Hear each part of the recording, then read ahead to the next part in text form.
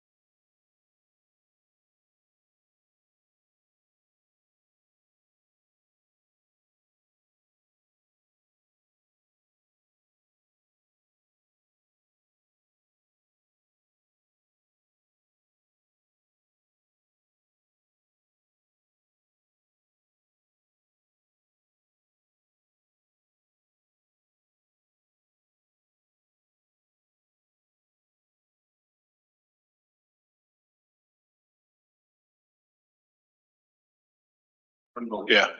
Yep, you're right. Justin, are you there? I am here. Okay, Mr. Provine and County Attorney June, Yes, sir, I'm here. this testing mics. Thank you very much.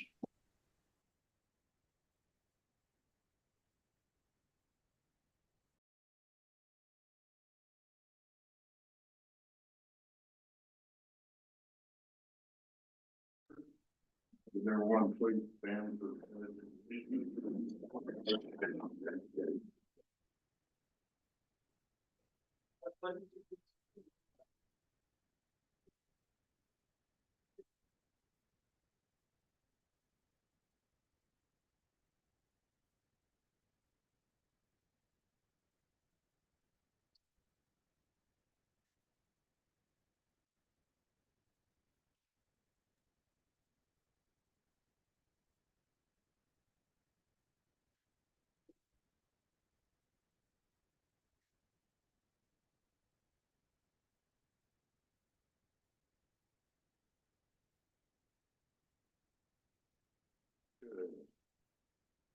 Approve agenda. Is there any discussion?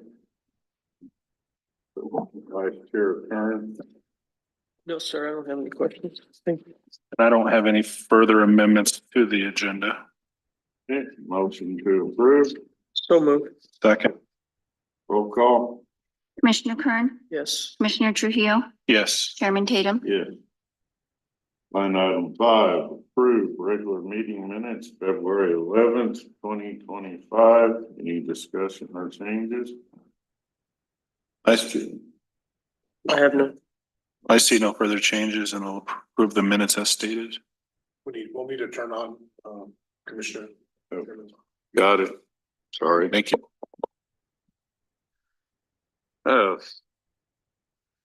Motion to approve. So moved. Second. Roll call. Commissioner Kern, Yes. Commissioner Trujillo, Yes. Chairman Tatum. Yes. Line item 6, recognize visitor. On Zoom, we got Justin Minert, June Rowe, and Mike Provine. Amadeo Soto, IT. Jeff Gilmer, Village at Angel Fire. Brietta Trujillo, Clerk's Office. Deputy Warden Diane Garcia, Viejo Maldonado Detention Center. Warden Regina Slade, Viejo Maldonado Detention Center. Did you guys work graveyard?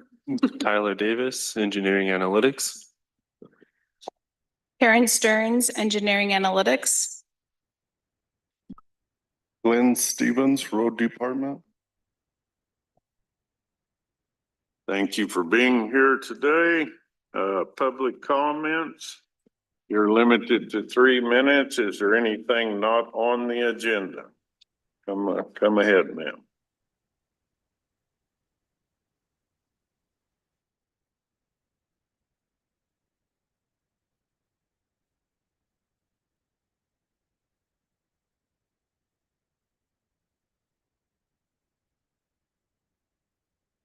Good morning.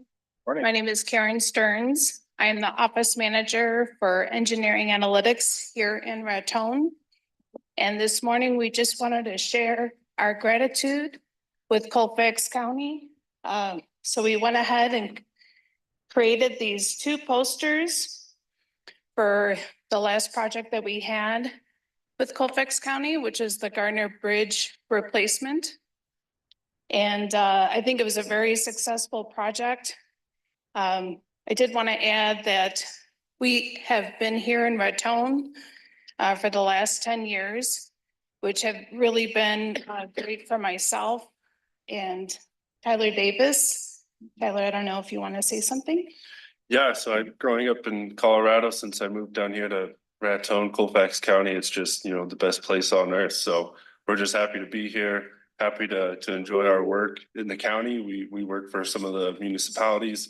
We've done work for Colfax County in the past and just wanted to kind of reintroduce ourselves and bring you guys a poster for one of our projects that we did for you. So Thank you very much. Thank you. Chairman, if you don't mind. I want to thank you guys for that, and I know the perfect spot for it. So I'll get it up here today. Thank you. Yeah, I'd also like to say thank you. I had the pleasure of working with Karen and Tyler on that project. It was smooth and almost seamless, and was, as soon as we finished, it got tested, so. Yes. Thank you, Mary Lou. You betcha. Thank you. Is there any other public comments? Seeing none, we'll move on. Line item 8, discussion action, Lodgers Tax Committee, Vice Chair Kern. I was able to recruit 2 members, and the individual from Vermejo Park, my name skips me right now. Sai, can you help me out? Give me a second. Okay. And Tina Gallegos, who is currently managing Colbert, has agreed to serve on the committee. So I would ask that as soon as we come up with that name, that we appoint those 2. Miss Laura Bunker, that was serving, she no longer qualifies to be on the committee. And from the information that I've been able to gather, the owner of the Raton Motor Inn that is currently serving, based upon where he actually lives, he does not qualify either, and the business is within city limits, so he doesn't qualify. So we're back to 2 members if we appoint the 2 today. Okay, so that still brings us 1 short. Yes. I'm working on trying to recruit some more, but it is a difficult process. Okay.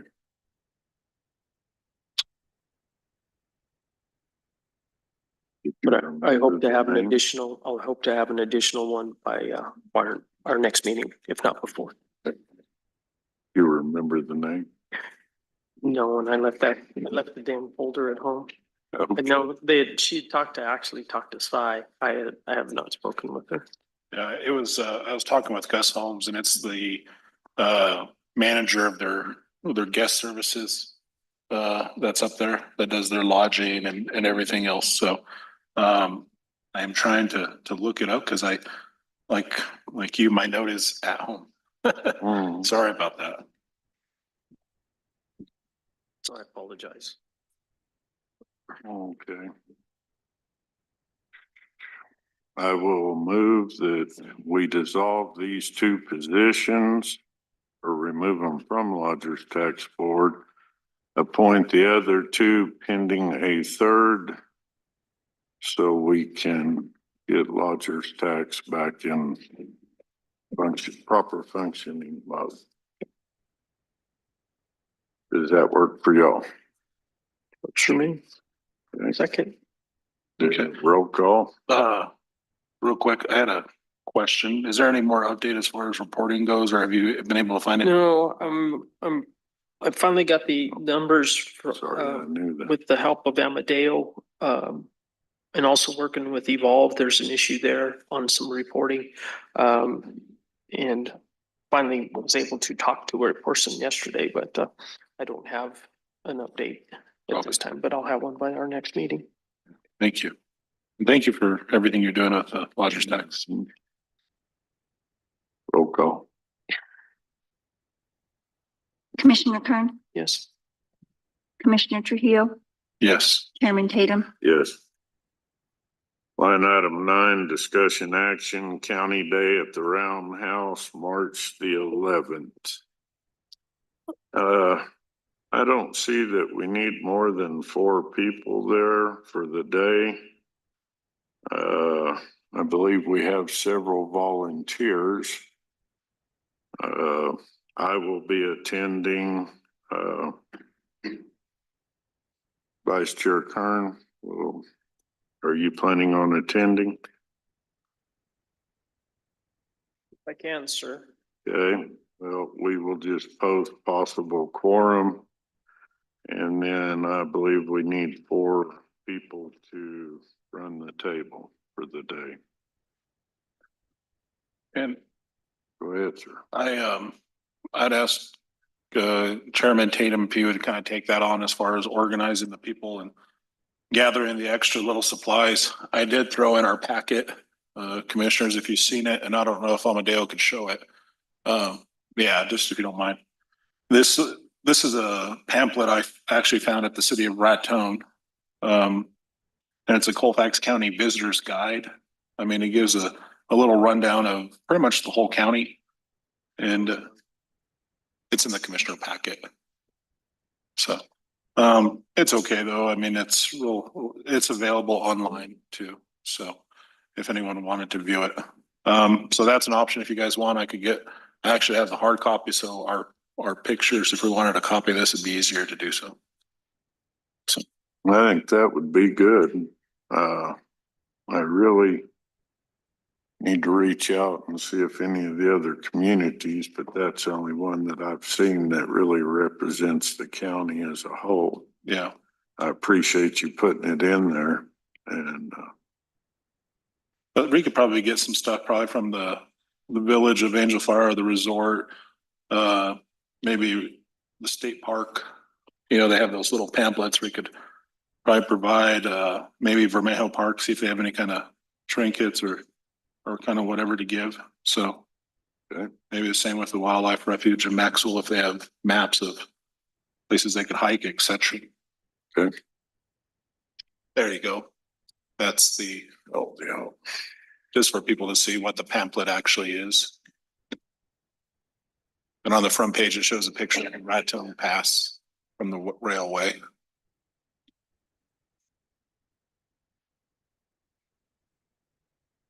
That's all I have. Okay. Vice Chair, No questions. no questions. All right, I believe if I remember correctly, the assessor volunteered, the treasurer, and I think the clerks. Yes, sir. Okay, good enough. You 4 will go, and if you could, I don't know, see to ordering some Colfax County pins or such to hand out. I don't think we'll have the time frame to get those pens. We don't have the time to get them made. No, sir. Okay, we will just go with the flyers and pamphlets if we can get those that you showed. And I'll contact Angel Fire, Cimarron and Springer on my end and see if they have anything they want to send. Okay. But we will make it a point to work with the lodger's tax and make sure we do get pens and pens you could wear. maybe even some challenge coins or stuff like that for the, Okay, that we could give out during future events. sounds good. All right, no further ado, we have a motion. So moved. Second. Roll call? Commissioner Kern, Yes. Commissioner Trujillo, Yes. Chairman Tatum, Yes. Line item 10, discussion action, deputy warden post order / job description.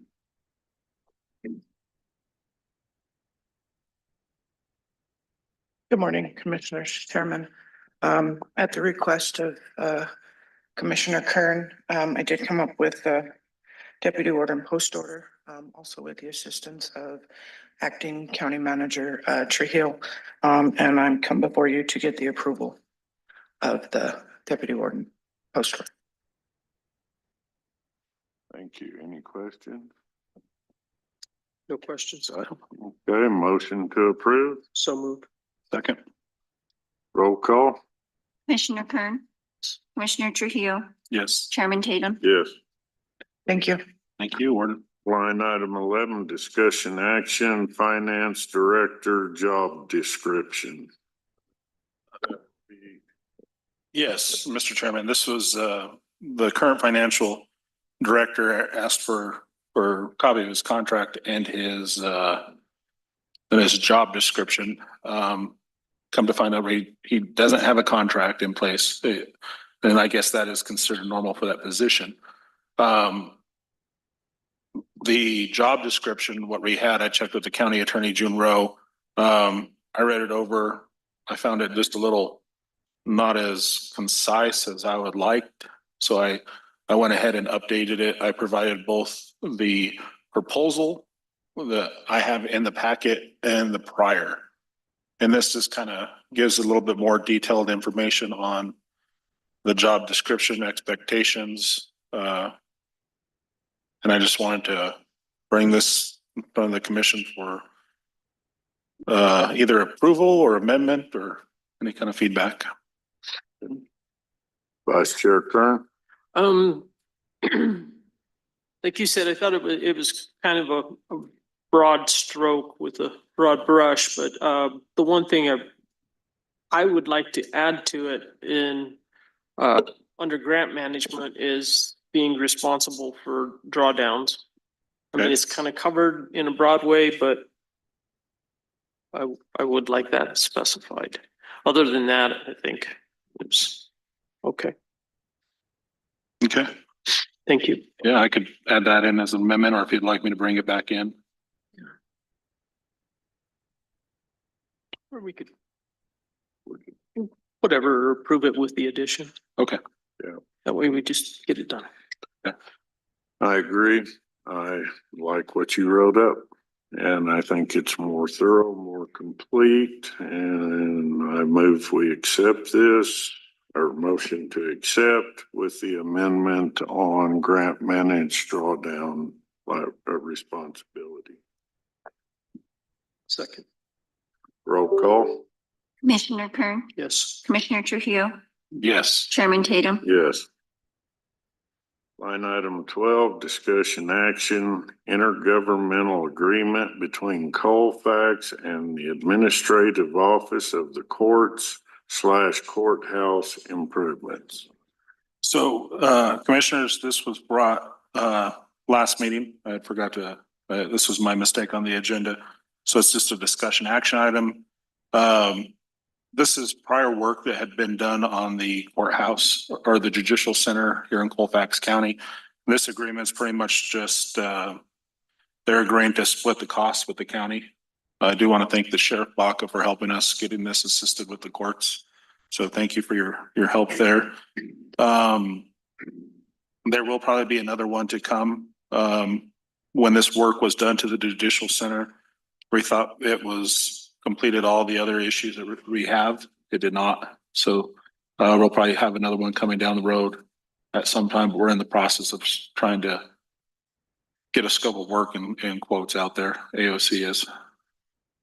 So Attorney June Rowe was requested to review this over by AOC, and he did review it and sign it. That's all I have. I stand for any questions. Vice Chair Kern, No questions. I have no further questions myself. I move to approve. Yes. Second. Roll call. Commissioner Kern, Yes. Commissioner Trujillo, Yes. Chairman Tatum. Yes. Line item 13, discussion action, aviation grant agreement project number AXX-25-02. Yes, sir. Commissioners, this was a grant that we pursued in relation to the RISE grant. This is a marketing grant for $200,000. It was the county's match would be a 10%, so $222,000, $22,200. And it's my understanding, and Mr. Gilmer could correct me if I'm wrong, but the Village of Angel Fire has agreed to help with the match, cover the match for this grant. That's I'll turn it over to you, Mr. Gilmer. Yeah, yes, Commissioner. We're just affirming that we're committed to match that grant. I know there's some details to be worked out in the marketing plan itself and how that'll be administrated and what the plan will look like. But I'm here to just say the village is affirming that commitment to pay that. Any questions in regards to what's going on with the RISE grant at this point, I'm here to answer. Thank you. Thank you, Mr. Gilmer. Commissioners? No questions. Thank you. No question. Okay. Thank you, Mr. Gilmer. And we do have a marketing plan drawn up. Now, how we implement that, I'll be working with the village manager of Angel Fire to get the plan moving forward and actually making sure we're complying with all the requirements of the grant. I'll make a motion to approve. Second. Roll call. Commissioner Kern, Yes. Commissioner Trujillo, Yes. Chairman Tatum. Yes. Line item 14, discussion action, Vimeo annual fee for prior commission meeting storage. Commissioners, I wanted to bring this up to the commission. Prior to us going onto YouTube, there was video streamed via Vimeo, or I can't say the word properly. And I don't know if there's a statutory obligation to keep these videos or not. It's going to run roughly, I think, 610, so something along those lines. Is that correct, Amadeo? Yeah, I did look this morning and I think we could go with a lower plan. That's gonna be around 300. Okay. My question to the commission is, do we want to spend this money to retain these? Or since it's not a statutory obligation to, or at least that I don't know if it is, to keep them or not? Madam Clerk, do you happen to know? Sheriff or deputy?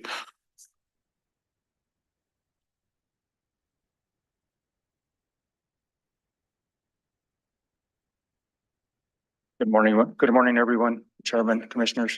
So what I would recommend on that is reaching out to state archives for their approval. Once you get that signature back to have on file, then you could probably destroy it.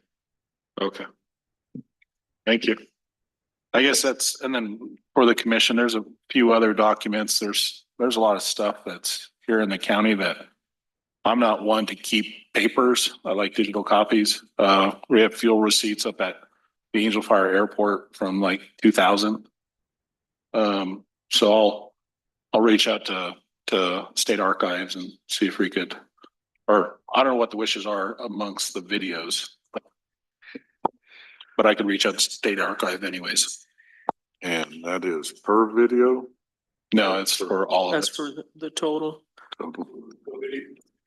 Videos start May 18th, 2020, and they end April 12th, 2022. Or roughly about 2 years. I would suggest maybe going with the lower plan for a year because you have a lot of videos there that are currently or potentially involved in litigation. And I would not destroy that. Okay. You guess- also might ask for a retention schedule. Okay. Just to see like a timeframe. No, thank you for that. And it is possible at some point we could possibly download the videos. They just won't be available to public viewing or on the website. It'd probably have to be by request and we could put them in a SharePoint folder. It'll take a little bit of storage, but that would be an option that we did if we downloaded them. And then upon an EPRA request, we could supply the video if we needed to. I guess I know the timeframe's coming up. I'm okay with renewing it with the lower amount. And maybe we just do pull them down and store them on our side and make them available per IPRIS. Yeah. Okay. And the renewal is April 4th. Okay. So we have a month. Cause that's a little bit of time to pull that. That's a lot of data to pull down. Mhm. Yeah, that if we went with another year, it would actually probably give us 2 years of storage because once our renewal is up, it gives us some additional time before they start disappearing as they go. Okay. So that would, so if we were to renew this year, we would have them available online for probably 2 years, roughly. Yeah.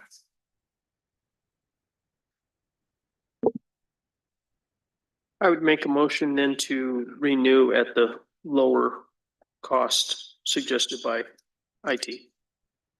I'll second that. Roll call. Commissioner Kern, Yes. Commissioner Trujillo, Yes. Chairman Tatum. Yes. Thank you all for your help. Yes.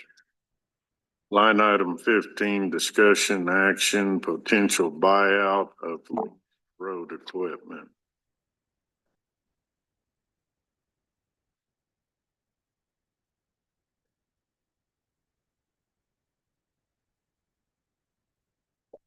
Morning, Commissioner, Chairman.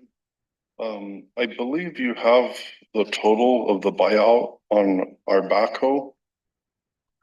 I can, if you don't mind, I'd like to give just a brief description of what we use the backhoe in the road department.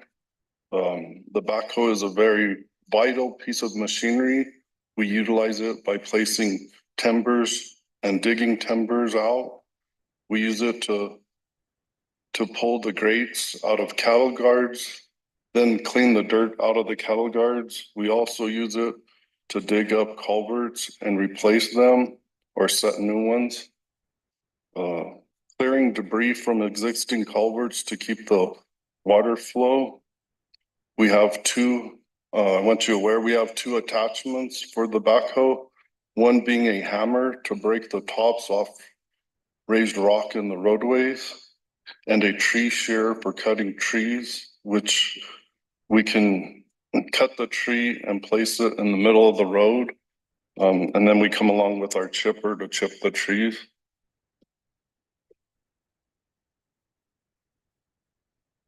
And then I do have a meeting with Virginia Strom on March 3rd, next Monday, as far as the procurement. So for the commission, the purchase of this backhoe is going to be $64,438.25.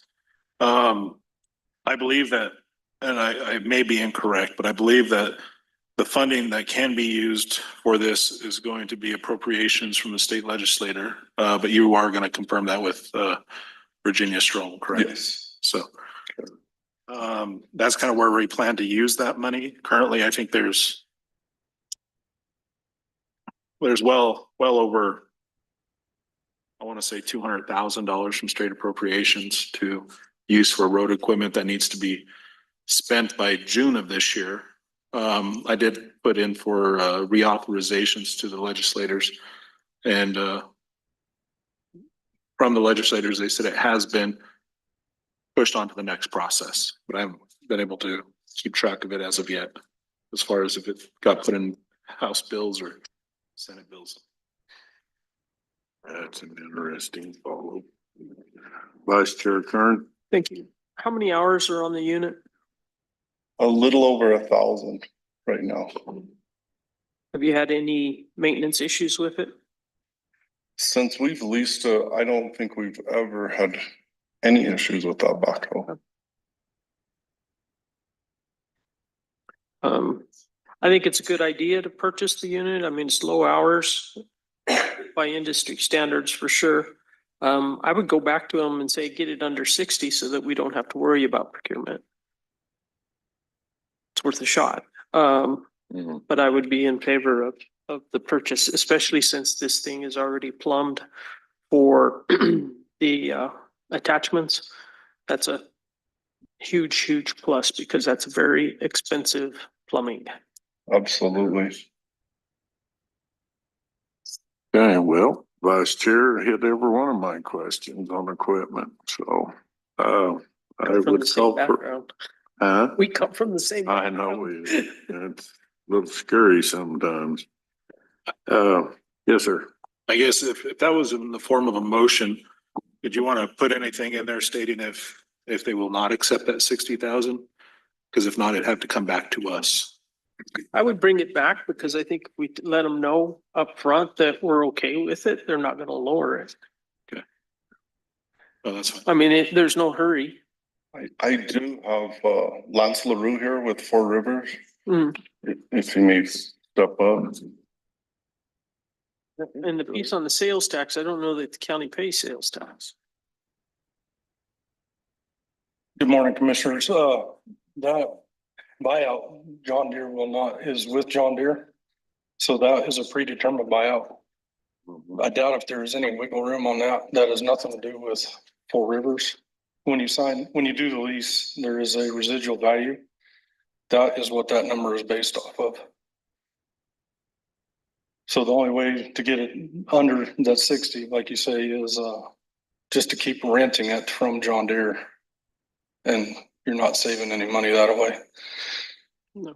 And anytime you lease a piece of equipment, there is sales tax on it. It is giving back to you. It's just an in and out. It's just the way New Mexico has to do it.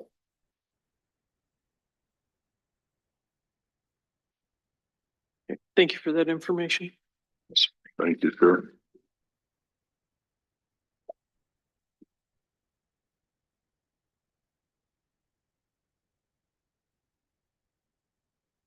I think you're probably gonna have to get quotes on a similar unit to be able to do it, but I'll let the procurement specialists figure that out. I would make a motion to make the purchase pending procurement issues being dealt with properly. I'll second that. Roll call. Commissioner Kern, Yes. Commissioner Trujillo, Yes. Chairman Tatum. Yes. Thank you. Thank you, Mr. Stevens. Line item 16, discussion, action, task order proposal for the design and sitting of the fire fill station at Miami Fire. Mr. Chairman, today, we have Tom V. Hill here. He could touch to it a little bit. We also have Mike Provine. This is very similar to what we did at the Sugarloaf Fire Station. Mr. V. Hill. I'll let Mike go first. Okay. Good morning, Mr. Chairman, Commissioners, Mike Provine here. This task order proposal is to design, get construction documents and assist in the bidding and award and perform some construction administration duties for the installation of fire fill tanks and a pump and the plumbing, the valving there at the Miami fire station. Very similar as Commissioner Trujillo mentioned, very similar to the Sugarloaf station that is going to construction right now, and also to the Farley station we did last year, Abbott station, excuse me. And These are, it'd be two 20,000 gallon tanks that allows the 40,000 gallon storage, which is a minimum with the state fire codes, and allow the pump to fill the tank, to fill the trucks, if you will, storage, water storage in case of need for fire. So I stand for any questions. Our task order is for $23,721 with tax. That's $25,104.65. Thank you. Mr. Chair, Commissioners, so Miami received the grant from state fire funds 2 years ago for $300,000. We carried over those funds over last year. Weren't able to complete the project in that time. So we do have the funding available. If the proposals come back in the same neighborhood as the Farley fill stations, then we should have plenty of funds available to complete this project. Thank you. Any questions? Vice Chair Kern? No questions. No questions, and I support this. I do too. Call for a motion. So moved. Second. Roll call. Commissioner Kern, Yes. Commissioner Trujillo, Yes. Chairman Tatum. Yes. Thank you.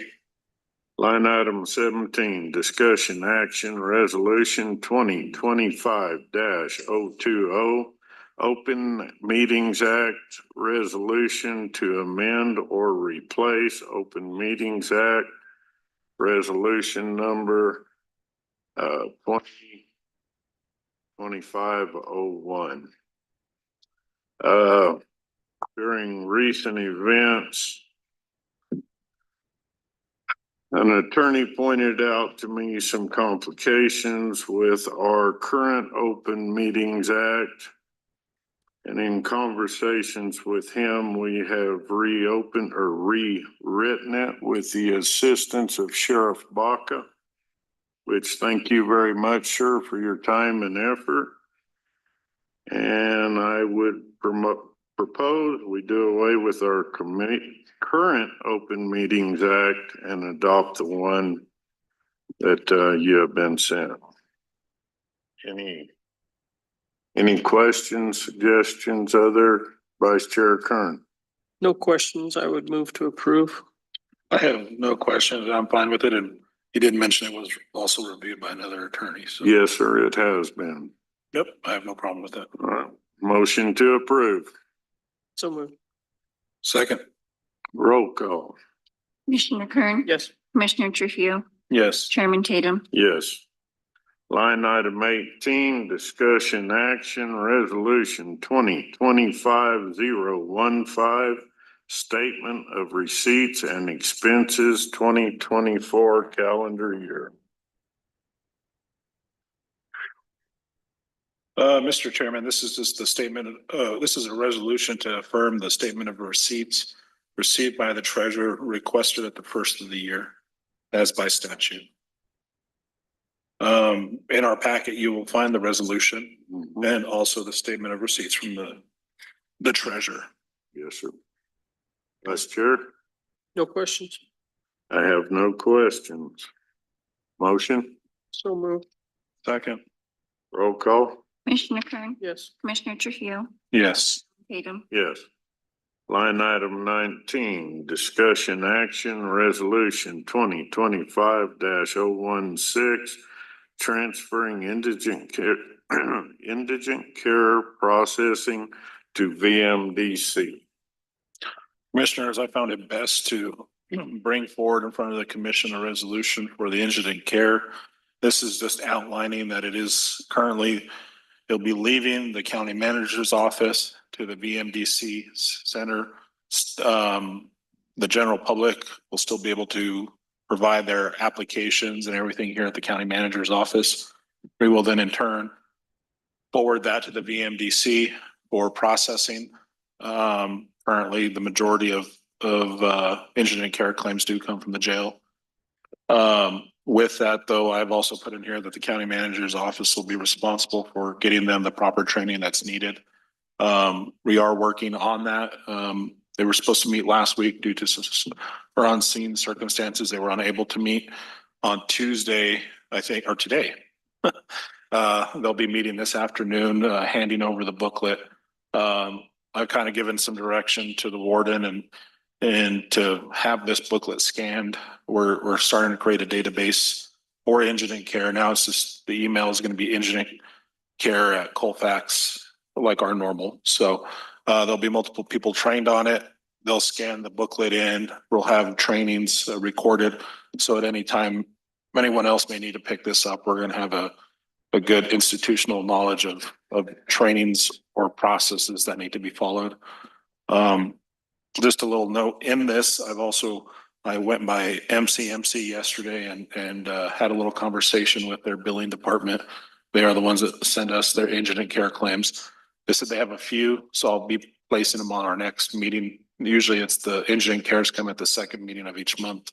This one, I'll just go ahead and put it at the first meeting just to wrap up some of these, and it'd be a good go around for us in the BMDC, and I'll also plan to reach out to Union County. They've offered their assistance with the Indigent care. So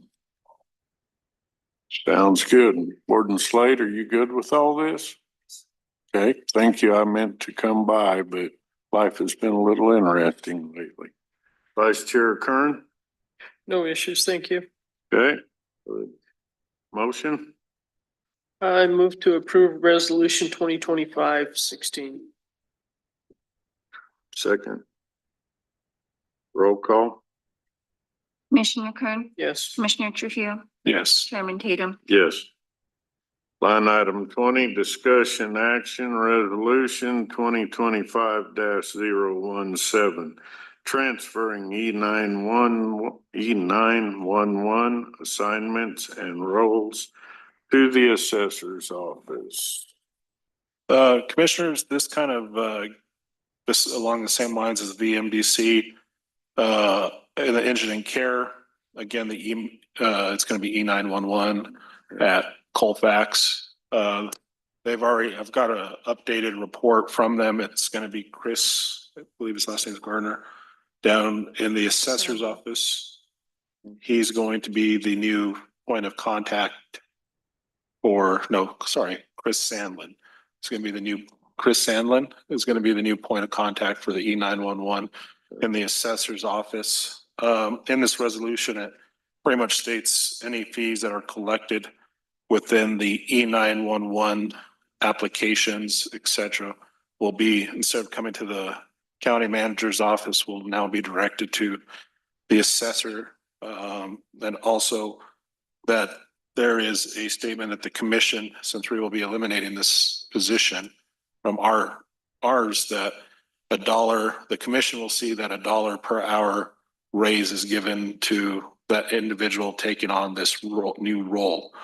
I will remind the commission that a lot of this has been updated and fixed from the state of New Mexico and the help with UNM. They went in there and fixed almost all the mistakes. The assessor this morning sent me an email. She's thankful for the $1. She wanted to request $1.50 to see if that was in your preview or not, so I'll leave it all up to the commission at this point. Okay. I believe this is a very smart move. This is where it should have been done to begin with, seeing that they do deal with the evaluations of the properties and everything else, and the mapping and so forth. Vice Chair Kern? No, I definitely feel like it's a positive move. And I would be fine with the $1.50. Okay. Motion?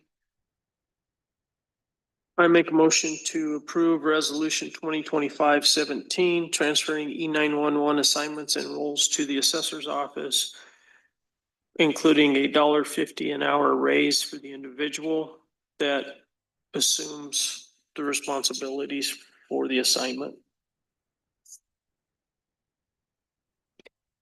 Also, the fees that are associated with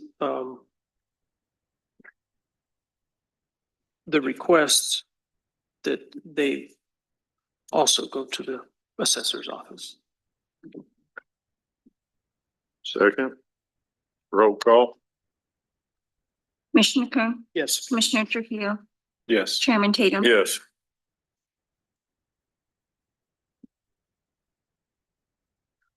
Line item 21, discussion action financial report. Sorry, commissioners. So This is, looking up for the. yeah, we got Justin online with JAG. He's gonna be providing us a quick little update with our information. Good morning, commissioners. If someone could please give me permission to share my screen, I can bring up some financial information. I'll give you guys a quick update on various financial aspects of the work that we're doing. Okay, looks like I have permission. Give me 1 second. And I'll go ahead and just state real quick, Justin, Yes. your email this morning about the resolutions. I went ahead, I think what you were looking off of was a prior agenda. So the amended agenda fixed those resolution numbers, just to let you know. Thank you. Yes, sir. And we'll be going over the budget adjustments and transfers that we've been working on in, I think, the next bullet point on the agenda. I'll give you guys a quick overview. This is the treasurer's report. As you can see, the county has in its budgeted governmental funds as of just a few days ago, $19 million in total cash in its budgeted governmental funds. Of that, there are three departments here which make up the general fund that has just over $7 million for the general fund. And that's in addition to the $16 million that the county has in investments. So the county is still in a good position as far as the general fund and general fund reserve requirements. With that in mind, we have been, as part of the budget process, kind of been scrubbing through all the individual funds and the line items. It's kind of an arduous process to have to go through and really do research when we had certain line items that had overages, but you'll see in the upcoming budget adjustment requests that we are making good progress in cleaning some of those up. There is just over, I think, $300,000 increase in total expenditures, of which $115,000 comes from the general fund, but there is available cash, as you can see, to fulfill those adjustments. Also, an update on budget. JAG has submitted for the county its Q4 FY24 budget, which was accepted last week by DFA. We are now currently working on submitting the FY25 budget, which was approved back in July by the commission. That should be done by the end of the day.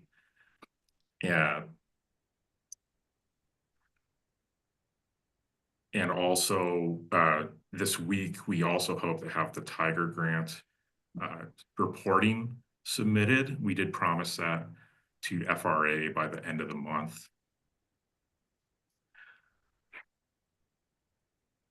Also, an update on audit progress.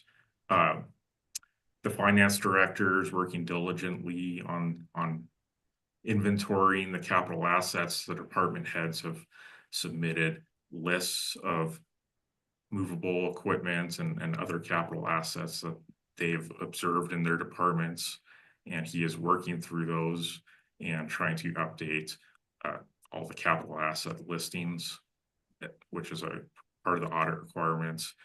And we, JAG, are working on the debt schedule as part of the budget submission process. That's a required element of that. So we should have a good debt roll forward of all the various loans and bond debt that the county has by the end of the day.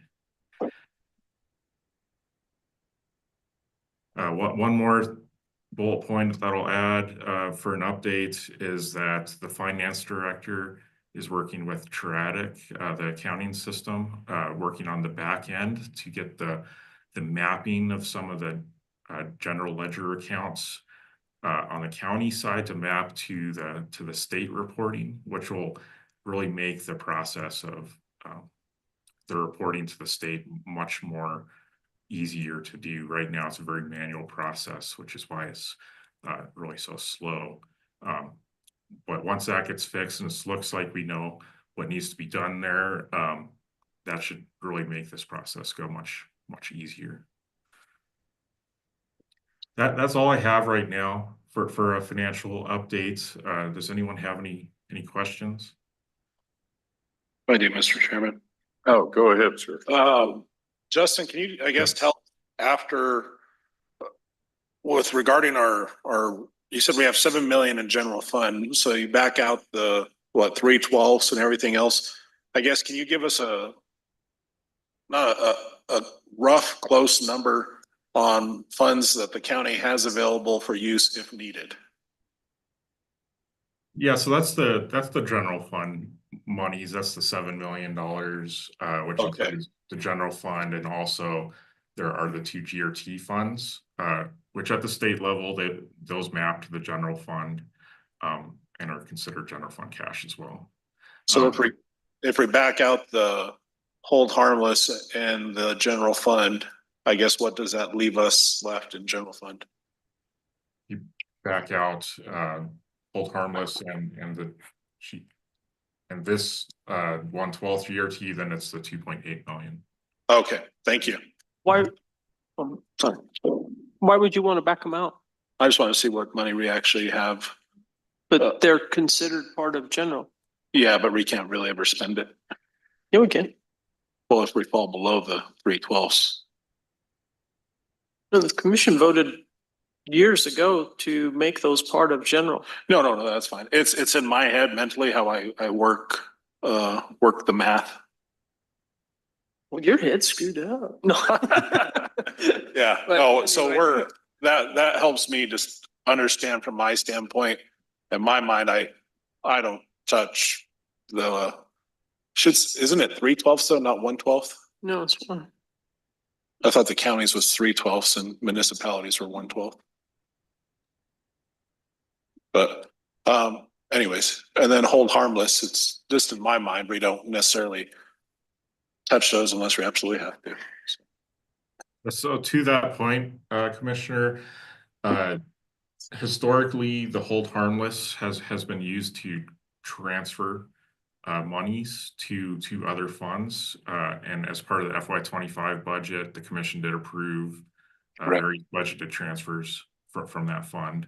And in today's resolution for transfers, I do propose the hold harmless be used for the couple of temporary transfers that are needed to provide grant funding for a couple of funds. And thank you. Thank you. It just helps me in my roundabout way, Commissioner Kern. But this is a good, I think, cash position. I'll go over budget in the next bullet points, but I think overall, if the county were to kind of bring its expenditures under control, that would alleviate a lot of financial concerns. And I'll touch on that, commissioners, in my docket. But go ahead, Commissioner Kern, you had a question? No question. I'd just like to say thank you, Justin. And I would just like to point out here that despite the big financial crisis and everything that was touted months ago, that the county is in a solid financial position. What that tactic was or that I'm not real sure, but just want to, coming from this report right now, reassure the public that the county is in a solid financial position. And in saying that, that this commission will still do its diligence to maintain that financial position and hold people accountable and, try to manage expenditures as best as possible in these strange economic times. Thank you. Anything further? Nope. Thank you, Justin. Thank you, Justin. I appreciate your time and all your effort. At what point are we gonna get close to like our individual groups where the treasurer comes closer to matching the budget, you know, getting all that line back out? Can you rephrase your question, sir? On the reports we get on budget that come out, there's variances between that and the treasurer. I'm speaking for our county fire marshal and several independents. As you well know, fire chiefs are required to maintain and keep their own budgets, as the sheriff does and others. But a lot of our line items are different than what the treasurer's report is. And several of allocated funds aren't quite in place yet. I just wondered how long till we hit a point we can start correcting and working on a bunch of that. I know y'all have your hands full. Yes, sir. Well, I think to my point earlier, the mapping of Yes. of the GL, we are working on that, and that may be the driver of some of those variances. Okay. So it is in progress. The timeline on that, they are still working on some things on the back end. Triadic is before the finance director can actually go in and make the changes. So hopefully in the next month for a timeline on that. And you know, we would do reconciliations as part of the quarterly budget submissions to make sure that everything is reconciling. And I do believe there are some small variances there, to your point. Okay, sir. Thank you. I do want you to know I appreciate the thunder out of everything y'all are doing and getting us there. It is most appreciated. And with that, I'd like to make one comment to all our departments. We will maintain bars in place for the time being. If you need to adjust funds, you need to notify our acting manager and our financial specialist. This is to control and maintain until we can get everything correctly in position. Our monies are coming back, but we must keep a control on it. Thank you. Motion? Oh, Or well, it's more of a discussion. yeah, it was more of a discussion. Line item 22, discussion action, budget report. Mr. Justin. Yeah. Sir, 1 second. I will bring up the budget report. We have right here. I have it just summarized right now by fund. Currently, we are just about 2/3 of the way through the year, so we would expect funds that are rateable to be to have about 33% budget remaining. So if you were to direct yourself to column I here, you would see that most funds are on track and at a high level. There are some, you know, at the line item level, some changes that need to be addressed. But general fund is at 35% remaining. And as you scroll down here, you can see that there aren't very many funds that are below that 33% threshold, outside a couple of grant related funds. So at a high level, I do think that budget is on track. And in the next line item, as I said earlier, we have just over $300,000 an increase. 368,000 is the exact number, of which 115,000 comes from general fund. So, does the commission have any questions on budget? I have one real quick, Justin. Under debt funds 403, line 119. I guess, are we missing anything? Cause that's at 100%. I want to make sure we're not missing any bills. Any idea? Yeah, so there are some intercept funds for NMFA loans for fire protection. Okay. Which need to be recorded. It's a non-cash entry because the money Gotcha. never hits the county's books. And that's really a year-end entry historically, just a journal entry. Okay, thank you. I see some of those others that are 100% too, and that, I guess that makes sense with the year-end entries. So, thank you. That's a good question. Vice Chair.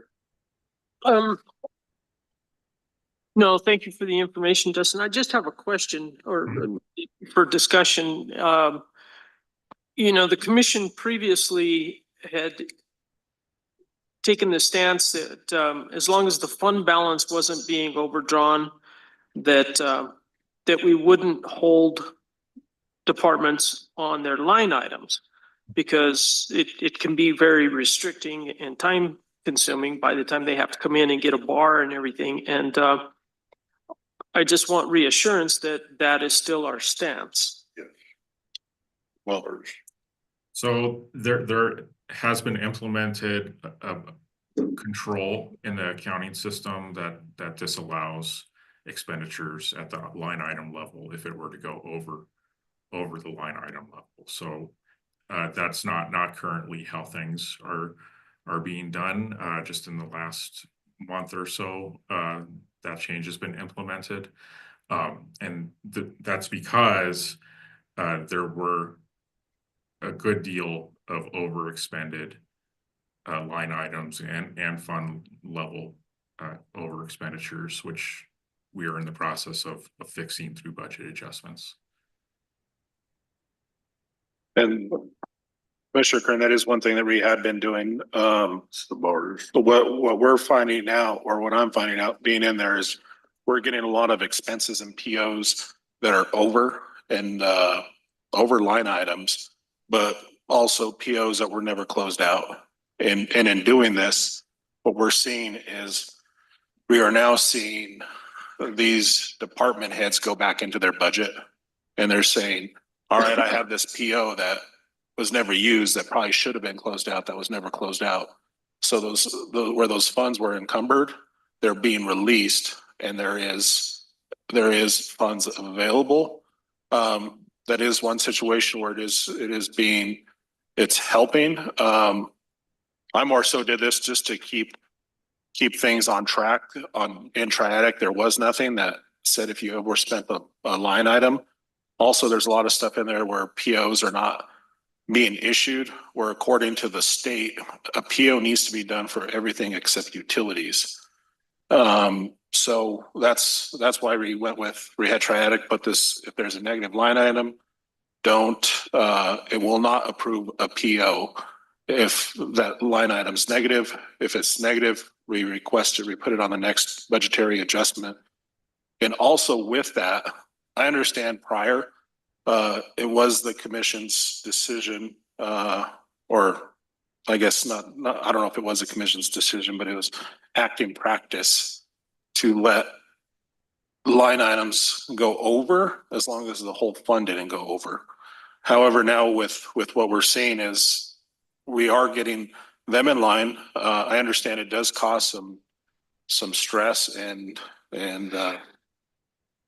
some financial looking, but I tell you, when I say that, they are on their budgets. I've probably heard from most of the department heads about the frustrations with this or having to get supplies and whatnot. So I haven't come across anything urgent as of yet.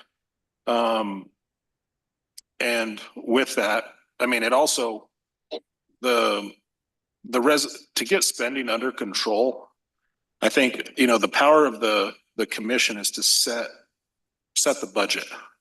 And this allows more, not necessarily more control, but it will help us get the budget in line. So and also help those department heads budget for the future. So if a bar is needed, I don't feel like the commission would have an issue approving a bar from one line item to another, but it has to be requested. And at that point, it being requested, it's letting the commission know that, this, for some reason, this department is overexpending on their supplies. Did they not budget properly? Did something else occur? And then at that point, it flags it for the commission, and the commission could go back and ask that department head those questions. And it has a better budgetary control. And I think if we do continue with this, I understand there'll be a learning curve, but the learning curve I feel would be quick. So I feel within the next, we'll probably have some more bars at this, or we'll continue to have bars, but moving forward, the budgetary way will correct is by line item. So stand for any questions, comments? Well, and I totally agree and understand where you're coming from with it, but I think in this situation, the original budget was never correct. There were things that weren't included, and as we have come to find out, maybe way more so than we even anticipated. And I think it is, and that's not the department head's fault. I would ask that the department heads maybe take a really good look at their budget right now. And if they anticipate any expenditures coming up in a line item where they feel they're going to be overdrawn, let's ask for the bar up front so it doesn't encumber your operation. Don't wait for the commission to have a meeting in 2 weeks or 3 weeks, depending on how it falls. Let's take a hard look at it right now and anticipate that so that it doesn't encumber your process. And I would agree with that. And just as acting county manager, I'd be more than happy to sit down with any of you and help you with that. The last thing we want is to impede business. So, but also I want to make sure that our funds are correct. So I think that's an excellent recommendation, Vice Chair Kern. Any other discussion?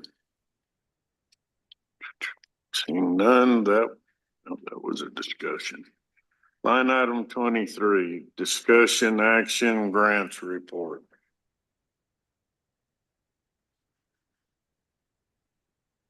Well, I think I discussed the Tiger grant earlier. I don't have any additional grants that I want to discuss at this time.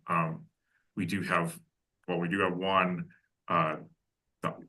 it's the fiber grant, which comes from Department of Information Technology, the New Mexico State Department, Office of Broadband Access and Equity, OBE. The county does have a grant that was approved last year for planning for the construction of fiber. So I believe it's $32,000, which needs to be added to the current budget resolution for both the grant revenue and the grant expense for the RFP that was approved last year. So that'll be an addition. But at this time, I don't have any other grants that I want to discuss.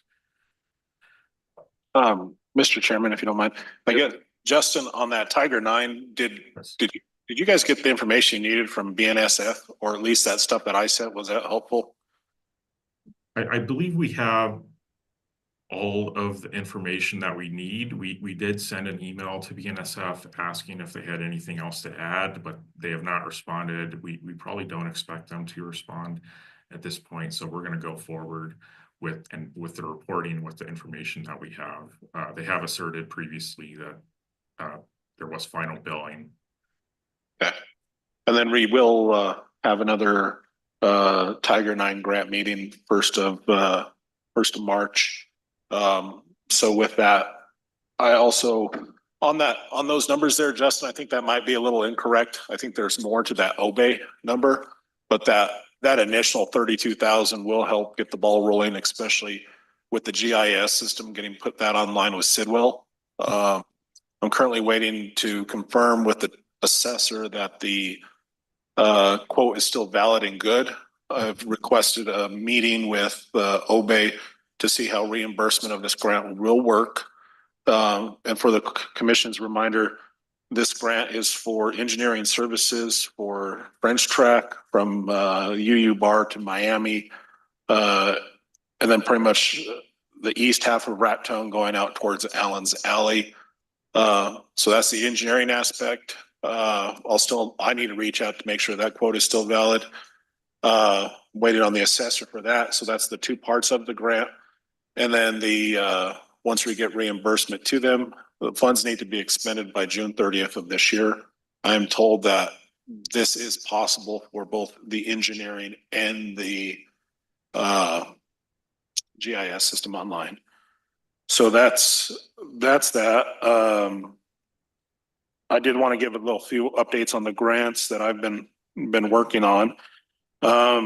And Justin, probably just as a reminder, I sent you a link for our meeting this afternoon. I've requested a meeting with DFA to go over all the projects that the county has as far as grants, appropriations and stuff like that, to make sure we're up on reporting. I keep getting emails and it says, hey, your grant reporting's due tomorrow, or your reauthorization's due tomorrow. And it's so far we've been able to turn it around, but I don't like having to turn it around last minute. So Justin or Audrey, I believe, is going to join me in this meeting. I'm going to be recording it for our financial director and get a good rundown of everything that Colfax County has going with DFA, the reporting requirements, et cetera, so we could get on the right track and get caught up with that. I did submit reimbursement for the RISE grant for a total of, I think, 186,000 through state aviation. They have already cut check to us. We have not yet received it, but it's on the way. We did receive the matching funds for the RISE grant from the Angel Fire Resort. Those were deposited yesterday. I'm having issues on tracking down a couple paid invoices to Moles and Corbin to get the apron done, but I plan to be working on that this week and get that resubmitted to the state for reimbursement. I am having issues trying to access Delphi and grants.gov. I'm in the process of grants.gov should be done by the end of this week. Delphi, not sure. It's mostly on my end. It's our issue's been everyone that is the main point of contact is not the main point of contact anymore. And by federal law, I guess I'm not allowed to use their login, which I was reminded of, which was nice. But it didn't work anyways. So I've been having to write letters, request on letterhead that I be appointed as to have admin access to submit these reports. I did respond to the Tiger 9 grant letter. When I did that, I informed the commission that I did do that. So it does have our response to the single audit findings were drafted up in a letter and sent back to the CFO of the Federal Railroad Administration. So they did state that they did receive it. Other than that, I think that wraps up my end on the grant side of things. Any further questions? Mr. Kern? No, sir. I believe that was discussion only. 5-minute break till we dive into the rest. Thank you.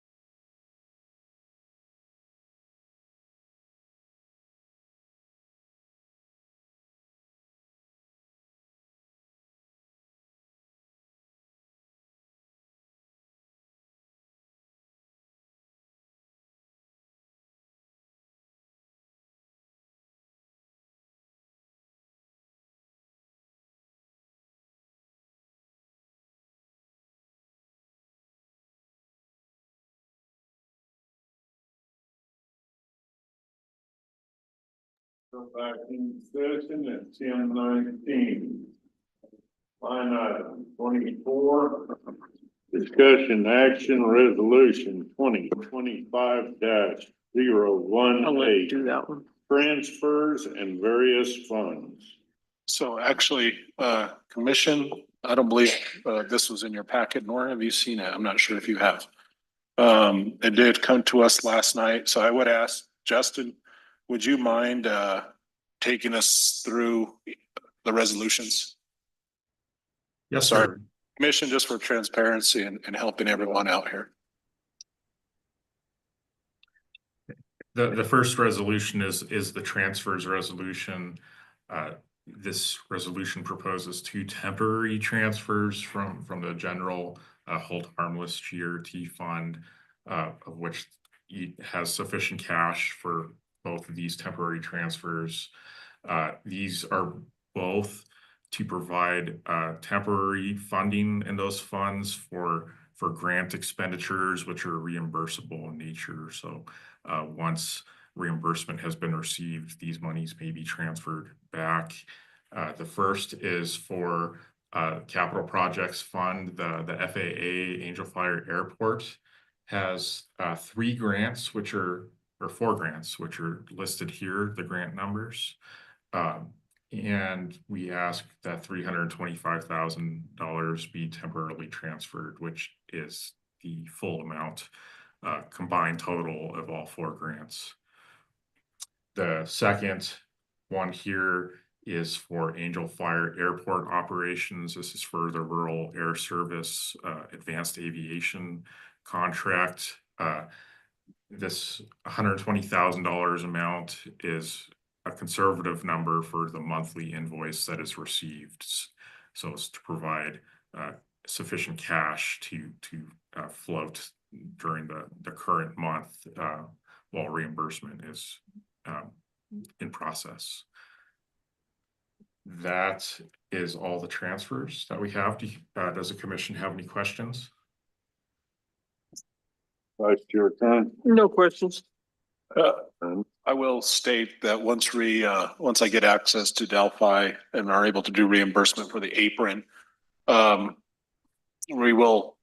be able to, they'll free up some of those funds. And also the airport, that's easy now, reimbursement. I've learned how to do that. I'll show the financial director to do that. And that will be a timely reimbursement. So. Vice Chair Kern. No questions. When you're completed, sir, could you email all the documentation you've shown today to all three commissioners? Yes, sir. Okay, thank you. Wanted to say that before I forgot. Motion? I move to approve resolution 2025-18 transfers various funds. I'll second that. Roll call? Commissioner Kern? Yes. Commissioner Trujillo? Yes. Chairman Tatum? Yes. Mr. Chairman? Yes. I received word from another individual that is qualified to serve on the Lodgers Tax Board. So I would ask that we go back up to item number 8. And I would like to do a friendly amendment to your motion, adding Mr. Don Borgeson to the Lodgers Tax Committee. He is a realtor in that area, owning a business, and lives outside of village limits. Okay. Right. Motion to reopen line item 8, discussion action, Lodgers Tax Committee. And add Mr. Borgeson to the committee. So, okay, I'll second that. Roll call.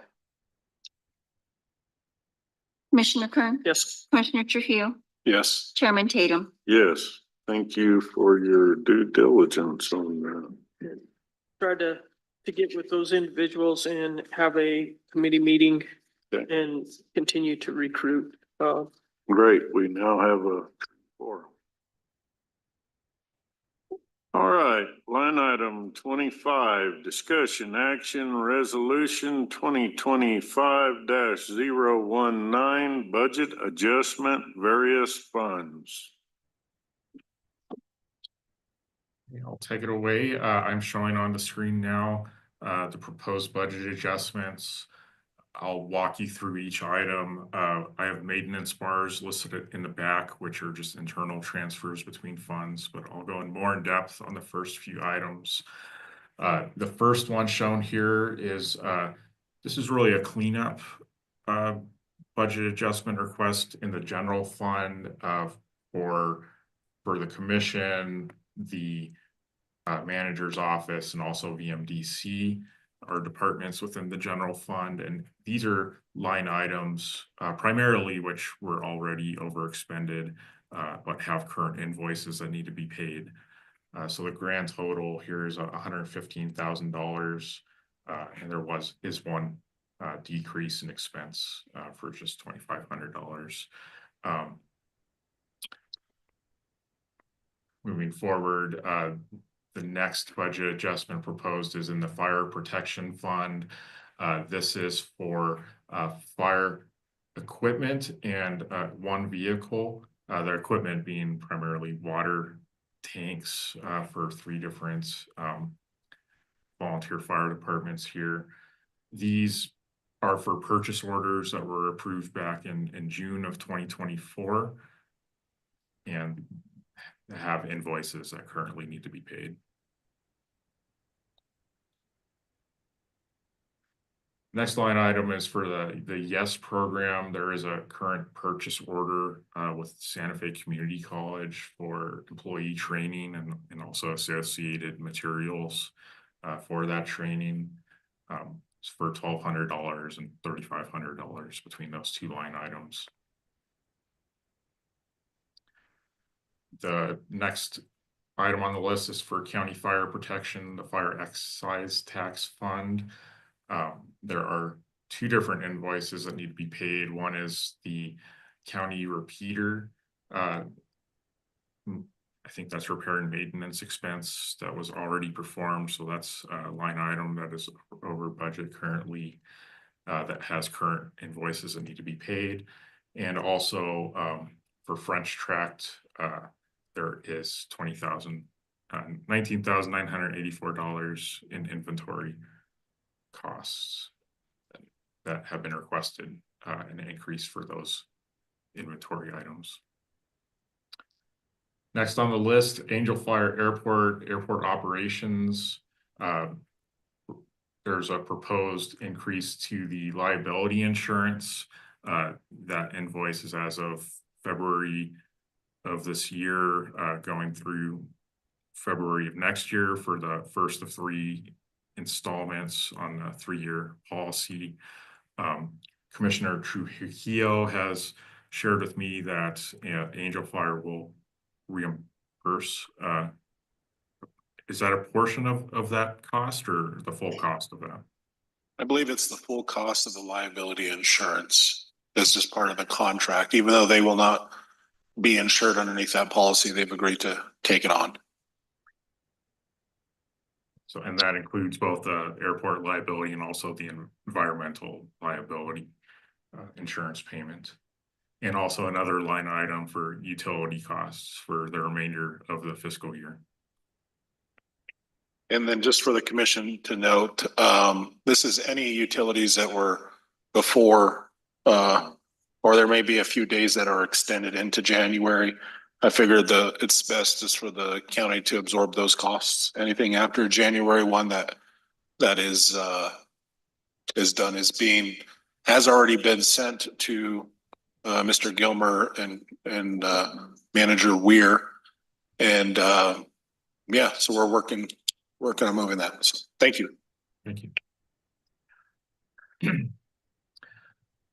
The next line item, law enforcement protection fund. The department had requested a maintenance bar. So from here forward, these are all maintenance bars. So just a decrease in per diem expense offset by increase in training. So that training may occur. In the fire protection fund, there's a maintenance bar to decrease IT service and supplies and increase telephone expenses to provide enough budget for the remainder of the year for that line item. Next in the fire protection fund for Philmont fire, there is a maintenance bar to decrease subscription and dues and increase various line items that have current invoices that need to be paid. And the next line item is the general fund Bureau of Elections in the clerk's office.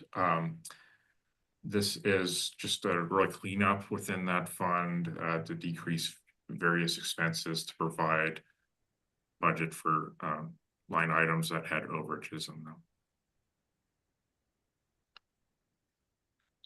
And that's all I have shown, but I do have one addition that I will add in the copy that I send over to be approved, which is increase for the OBE grants for fiber planning. And that amount is, 1 second, have that amount. But it'll be an increase to grant revenue and increase in capital outlay expenditures. And I do have that grant, if you bear with me 1 second here. Right now, the current quote, which was as of last year, is for 32,635. I'd propose a $35,000 increase to grant revenue and expenditures to allow for increased license costs. Because that's not under the control of the quote, that's through ArcGIS, a vendor that provides ArcGIS licenses. So Commissioner Trujillo, does that sound sufficient to you? That is just for the Sidwell quote, though. So there is also in that same quote should be something along the lines for engineering. I don't know if you wanted to add that in as well, or we could add that in at a later date for the bar. So that's this line item, an additional 40,000. So that would be $75,000 total. Correct. I would propose 75 increase in grant revenue and 75 increase in capital outlay expenditures.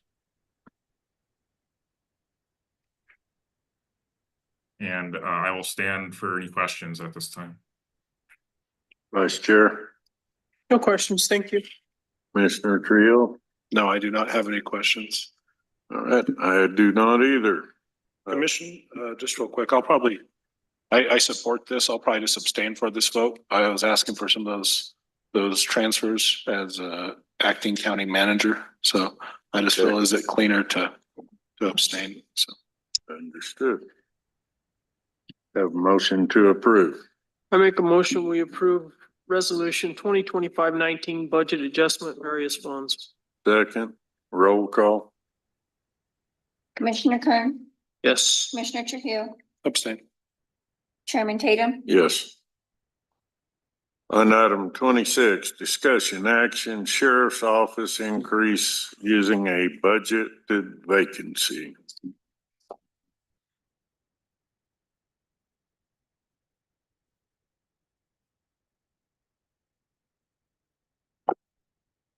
Good morning again, Chairman, Commissioners, ladies and gentlemen. So first on the vacancy, we lost a deputy back in December. And so we worked up the numbers that I presented to the commission for a $2.17 increase, which would apply from the lieutenant position through the executive secretary. That does not include myself or the undersheriff.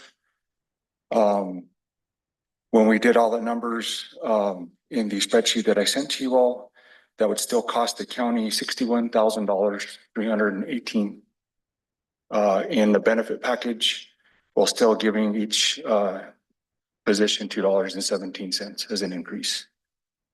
So that's what I'm here asking for approval today. As you all know, given the current climate of law enforcement and what people are being paid, I'm just trying to retain what we currently have. I'll stand for any questions on this. Do you have any others that are pending leaving? Nothing has come to my desk officially yet, but I do have a couple that are looking at other positions. Vice Chair Kern. No questions. We all know that we pay far less than any of the other communities or the state police, and we have a tremendous investment in our deputies.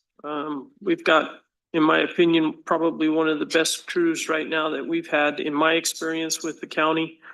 All that being said, I support the dissolving of this one position in an effort to give the other individuals a raise, and it still is saving the county $61,000. So Sheriff, I had a few questions on there. I showed is your,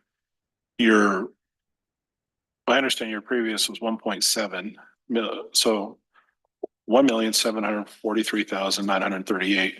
Your current right now is 1,650,400. And then with the increase, so we will from current right now, but that is with that one position out, it'll be 1,682,620. Is that correct?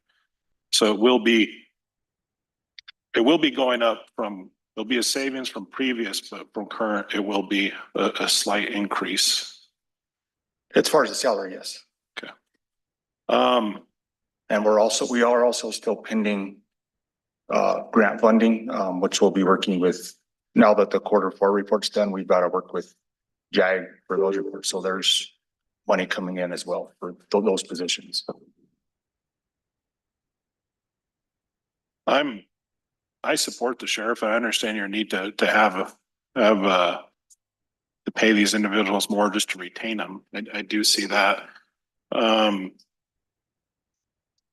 To me, this is kind of similar to what the commission did with the treasurer's office. You know, there was an internal $2 an hour change that the commission declined. And I just don't know how, I understand that different departments, but I know our issue is our budgetary constraints.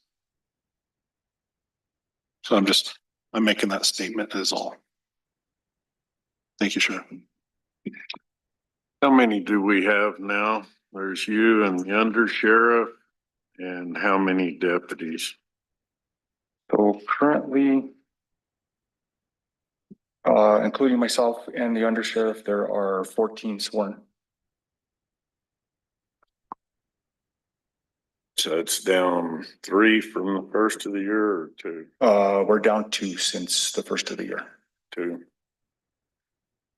Okay. And there is no plans to replace this deputy? No, sir. Okay. I have one question. How much does it cost to bring in a deputy up to with training, speed and all that, would you say? So by the time we pay for salaries, their uniforms, the academy, they don't charge us for that because we send them to the state academy. If we bring them in at the base of 21 an hour, I believe is, or I think we're at 23 now is what we're bringing them in at. Just off the top of my head, doing all of those numbers, we get into 60, 70,000 plus overtime and all that stuff while they're at the academy. And that's just a basic deputy right out of the academy. And do you feel this dollar amount will help retain the current deputies that you have? I believe it will. I know there's a lot of these guys are looking around. I got a lot of younger guys. They're looking at money that can be made elsewhere. There's currently a bill in legislature where they're wanting to make New Mexico State Police the highest paid, regardless of who gets a raise in the state. I don't know where that's at currently, but some of our younger deputies are looking at that dollar up front, and we're training. We're doing a lot of training and bringing a lot of training here to keep that cost down to invest in our deputies, but then they're looking to leave where they can get paid a lot more. So I think it will help, yes, to answer your question. So in dissolving this position, will it take away from any of the coverage area of Colfax County, or is this This was the position that was internal, working with our court security and doing a lot of the training and administrative duties. We've broken those duties up. With the other two that are assigned to the court, as well as the executive secretary, the lieutenant, and the undersheriff have absorbed a lot of that stuff too. How's it coming with the conversation with the courts to, I guess, help with the cost of covering some of those expenses as far as the magistrate goes? And so I know they want to schedule the meeting as far as the grant, but I know we're still working with legislation. I talked to Senator Campos and both Representative Chatfield and Sanchez on Friday when I was in Santa Fe. I'll be stopping by again this next week while I'm out to training. So that is moving forward. I just don't know exactly what bill that's in yet, but I've been told it's moving forward. thank you. Well, that helped answer a lot of my questions. And Yeah, and we already absorbed Virginia, correct, to your old position? Correct. And we won't be replacing Charmaine. Virginia went into Charmaine's position. So we lost that civilian position in the office as well. was that grant funded though? It was. It was. And so some of the grant funds that we're waiting will still continue to pay Virginia's position through the grant until it's expended. And we are going to continue to pay our court security officer Holland out of that grant, which he was hired under, until it's expended. And then he is the one that took Paul May's position when he retired. Okay. I will say, I mean, as a commissioner, I support this overall. I understand. I do have budgetary hesitation due to overspending in general, county in general. I know the sheriff's department takes roughly a quarter of our budget. But at the same point, I see the retention and splitting up this position. If we could save one position, that will cover the cost of this. I'm bringing on a new officer at roughly 70,000.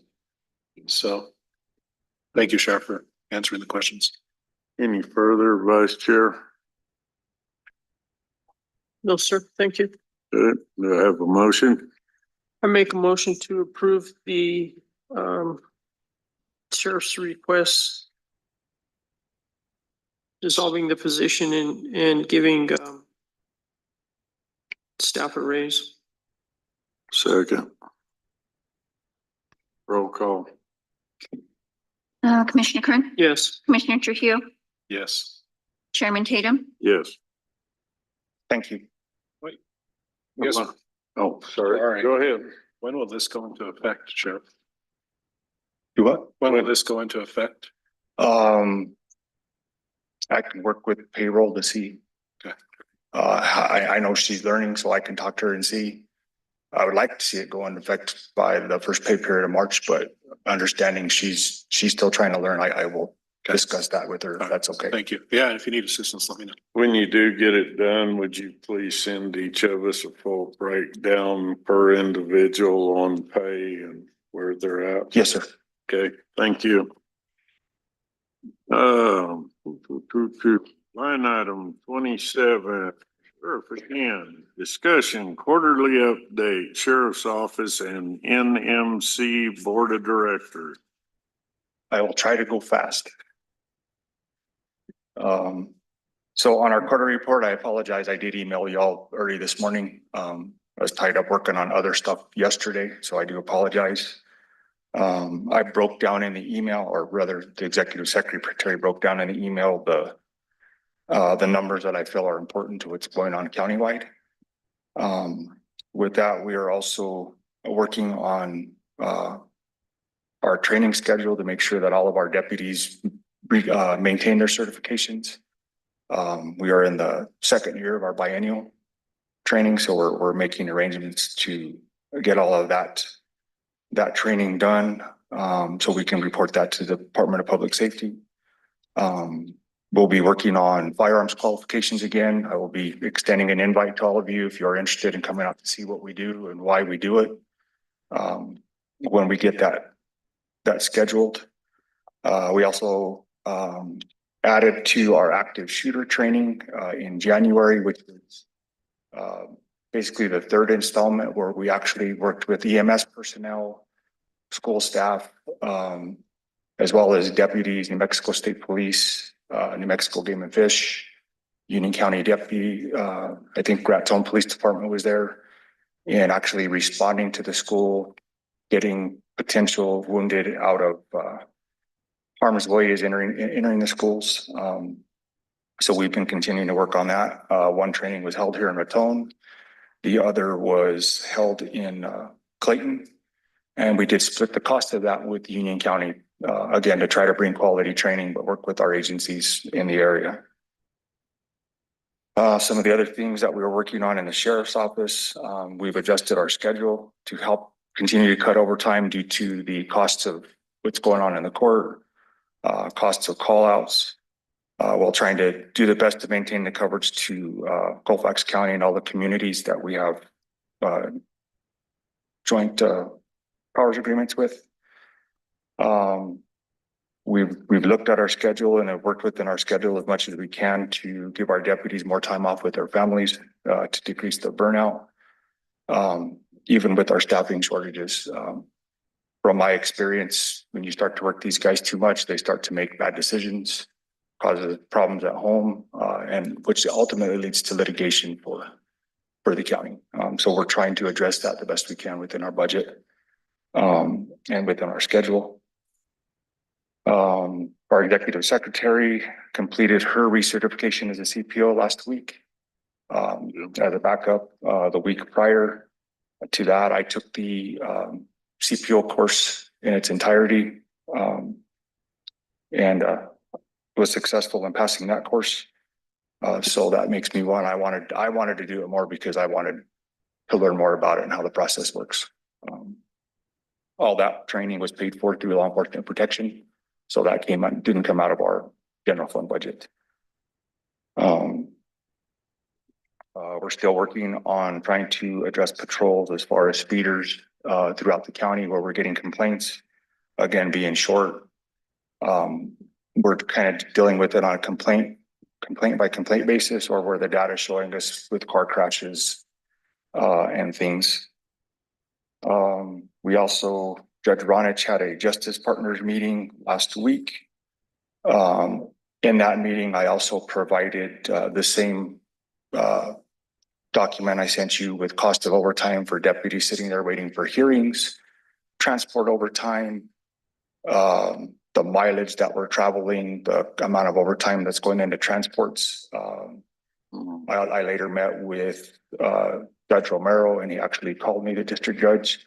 So they are also looking at more ways to do virtual hearings, more ways to work with the district attorney and the other courts on scheduling things to try to help us keep that cost down, as well as the efforts we're trying to make in the legislature. So they were very open to that once they actually saw that hard data. It really opened their eyes. So I think that was a successful meeting last week. They're also talking about other initiatives. One of them, pretrial services. I think Warden Slade might have been on the call for that. So I know that might be bringing some relief to the county from what I understand. She could probably speak to that better than I could. So I know there's that process in place. Some of the projects that we are continuing to work on and are getting ready to complete.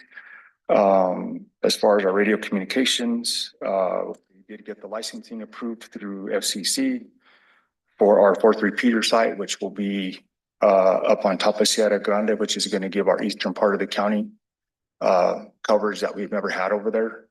We're still working on the MOU, which I'll be bringing forward for approval. Baca Valley is going to let us move into their building. That site already has cameras and a generator and is secure. So we're working on that. We're hoping that will all be done by end of summer. That's awesome. The Green Mountain Generator project has been completed.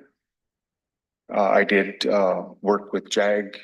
They helped us with the line item. Again, thank you, Chairman, for getting the access for Virginia to request those purchase orders. She did get those done. Those were submitted. So we will finish up the remote monitoring part of that. And I'll have the paperwork and I'll get that to whoever we need to get it to for our extended warranty and maintenance agreement that you all approved. Also with that, Virginia requested the purchase order for the road superintendent's radios for his equipment and trucks. So that has been requested, that has been sent to the vendor. So that process will be, we're just waiting on lead time for when those radios and stuff come in. While I was gone over the week, I also met with our upfitter in Albuquerque. On Friday, he's hired staff, so finally he's getting staff. So we should be getting 4 more new vehicles from last year's capital outlay by the end of March. That'll give us 6. We received 1 from Cimarron that they purchased for us through LEPF. And another one is currently being built that we bought with capital, so we should have that by the end of March. Some of our older vehicles that have low mileage, I'm looking to transfer 2 to the detention center that are lower mileage for their transport needs, and 1 to Road and Bridge. I mean, sorry, not Road and Bridge, maintenance, to replace some of his 2-wheel drive trucks and high mileage. And I believe I sent you the quotes for the other stuff, sir, that you asked for. Yes, thank you. And just to let the commission know, that's, asked the sheriff, I had a hard time getting quotes from here locally, Phil Long on state contract. I was trying to look at a vehicle for well, I see it as emergency or safety. A county manager vehicle instead of that little Ford Focus if we have to go out higher country elevations, or you're crossing Losser Gap or whatever. That emergency vehicle for Tom, his was wrecked due with an elk. And also a vehicle, never hurts to ask, they could just tell us no. But a vehicle for our maintenance that's a 4x4 with a plow on the front, so they could better not skid out. So the sheriff was kind enough to help me get those quotes, and I'll be reaching out to the state to see if they would be able to assist us, or to the governor. Any questions, Vice Chair? No, sir, thank you. I still got more, or do you want me to? Oh, you got more? I got more, sir. Oh, you took the breath. You said you were hurrying. I'm trying. Go ahead, sir. Also the project that we've been working on the courts for the last, I think it's been going on 3 years now. They started the project yesterday, so the Judicial Center will now be by the end of March have a generator that will support the entire building. That was all paid for through a capital outlay grant that AOC received about 3 years ago, but they did start working on that yesterday. The timeline should be end of March when that's operational. We're working with the STEP, DWI, and Buckle Up grants now as the weather's starting to warm and things like that to address traffic issues throughout the county. We are still working towards our accreditation process. The lieutenant and I have been meeting with Lexapol, which is the policy and procedures that New Mexico County is paid for. We are in the 3rd phase of that now. We have about 5 policies left to go through. We work with the New Mexico County attorneys. Once that's done, we will go into the training phase, and then we'll be implementing a whole new policy and procedure manual for the sheriff's office, compliant and current with all the state, federal, and local laws. Again, as I mentioned before, our staffing, we were at 16 sworn. We're down to there's 14 with 2 civilian positions. One of those 14 sworn is still currently out on light duty. We're not sure when that release is going to happen. And again, like as I mentioned, we've broken up a lot of other administrative work and things from losing the deputy position amongst us in the office to try to continue to work on that. And the email I sent you all this morning, as of February 15th, we've worked a total of 1,145 hours of overtime. Most of our overtime breaks down into court hearings, which is our deputies having to attend court, waiting for their cases to be called, waiting for them to testify, And at times they're there and then a case either gets pled out, it gets waived or it gets vacated. And then they just get sent home. Those are things I'm addressing with the judges and the courts to do more virtual. So it hopefully cuts down that time. That is about 16 hours worth at $2,744. We're averaging about 33.5 hours of overtime monthly with court security, which is about $1,332. And then another big chunk of our transports is 60.5 hours at $6,482.52. That also does not include whatever overtime that the detention center has to pay when they assist us, where we have sometimes 4 to 5 people or a higher classified individual that we need to transport for officer safety. So I do know that some of that cost is coming from her budget as far as the overtime, but it frees us up to keep our deputies here on patrol. The total of transports in 2024, I know this is supposed to be quarterly, but we did 125 transports at roughly 24,171 miles. The total cost of that mileage, which we took the average of what the state per diem rate is, at $13,535.76. Total hours of transports, not including overtime, was 346 hours that our deputies are spending on the road. And that's primarily 1 to 2 deputies now that do that.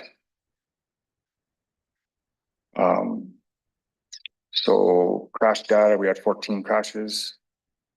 1 was weather related. Most of them are animal related. 1 was alcohol related. The data for January, we've had 23 crashes. And then I sent you the quarterly report that breaks that down further into what areas of the county those crashes are occurring. In 2024, we had a total of 21 animal complaints. So far in January, we've only received 2. They said 21 for the year. 21 for the year of 2024. Were any of them had to be taken in, or is it just complaints? Or Most of them are complaints. Some were cited into court. Court either fined them and or worked with the folks to get the problem rectified, and then the court either dismissed or. And that, sorry, if out of that 21, how much would you assumes in the unincorporated parts? I would have to look at that report. I think it's included in email. I just have a quick breakdown. If not, I'll get you that information if it's not there. Thank you. Thank you. So for 2024, the sheriff's office had 173 arrests. 76 of those were felony arrests. 86 were misdemeanors with 11 DWIs across the county. We issued a total of 2,500 citations. We served 1,350 documents, and we had 76 IPA requests, which is one of the bills that's in legislature now to try to curb some of that. That is very time intensive for Virginia. And then the other issue based on direction that we asked for direction is, even though it's all automated, we can't bill for her time to do that. We're not billing for paper because we're just emailing it now, but we can't bill for her time. And so hopefully they'll fix that in this legislative cycle. I don't know if they will, but I know they're talking about it. In 2024, we also fingerprinted 735 folks with a partnership that we have with IDEMIA, and that's people coming from Colorado, Texas, all parts of New Mexico. And that's all I have for that. Mr. Kern.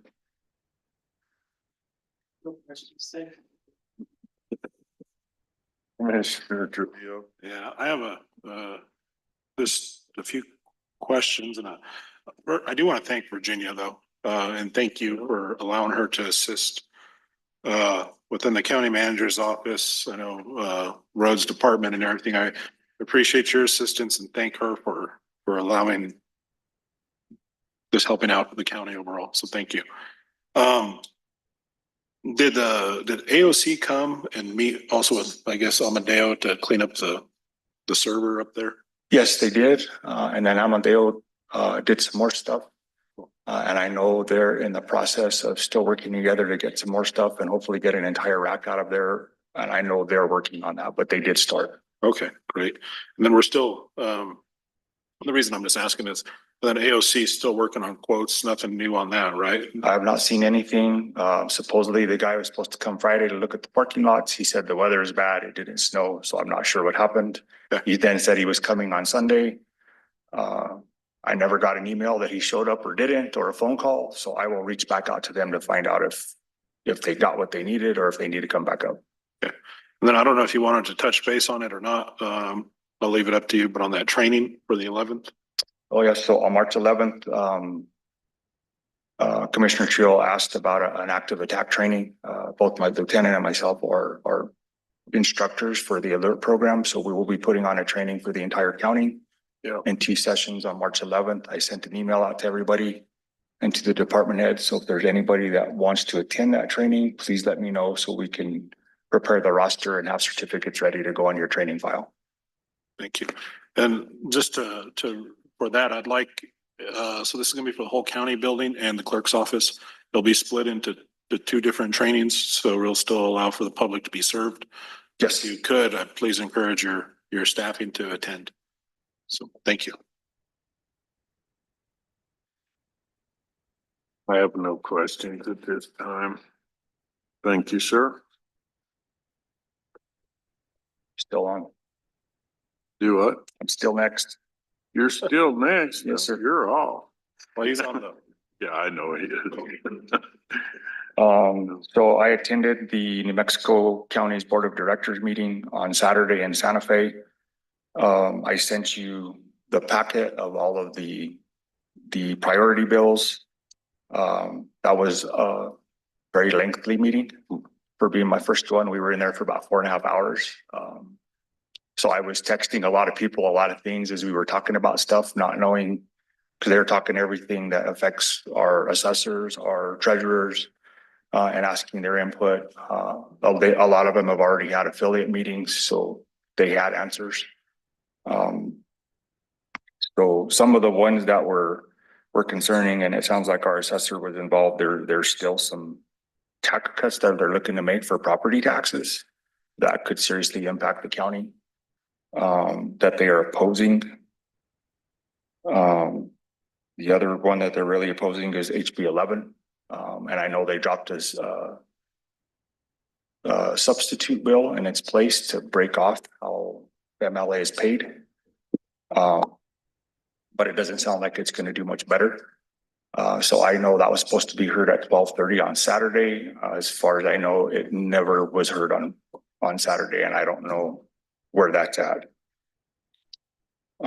Some of the property tax code amendments that they discussed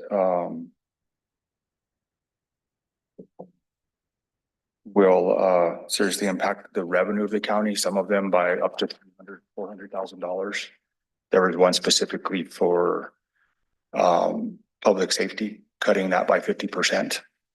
For anybody that's public safety on their property taxes, which I appreciate them considering the public safety for that, but that would have affected the county or the state by like 17 million and could have affected our county by close to 370,000.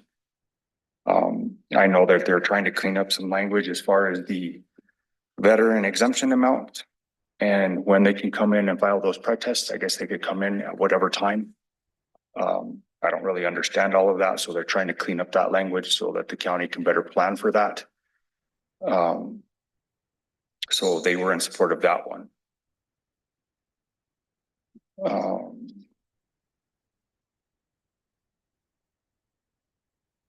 I don't know if there's anything specifically that you all, they did talk about the insurance. So they're trying to bring that cap up to 300,000. I think it was like $10,000. That for that, whatever the insurance cap is that the state was offering. So they're trying to bring that cap up. So for the folks, for the insurance companies that are dropping everybody. Yeah.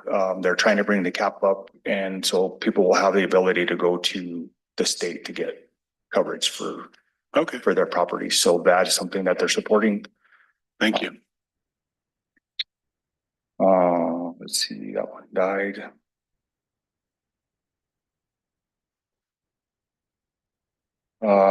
They're in support, or it was on the floor, which is, there was a lot of fire stuff as far as fire resistant construction. They were talking about that. I think that's gonna be tied into a bigger wildland fire. Where they'll create money for those that live in our rural areas to provide apparatus to help with fire safe zones and fund equipment for residents to apply for to try to combat the fires in like our Angel Fire area and our wooded areas. That was on the floor on Saturday. I have not heard where that one is at. The insurance one, the Fair Plan Act Revisions Act was the insurance one. Chairman Hill, it's SB 81. The other big one was the 911 Act. They are looking to raise that surcharge from 51 cents to $1.50. That would go into effect on July 1st. That has never been adjusted since 1989.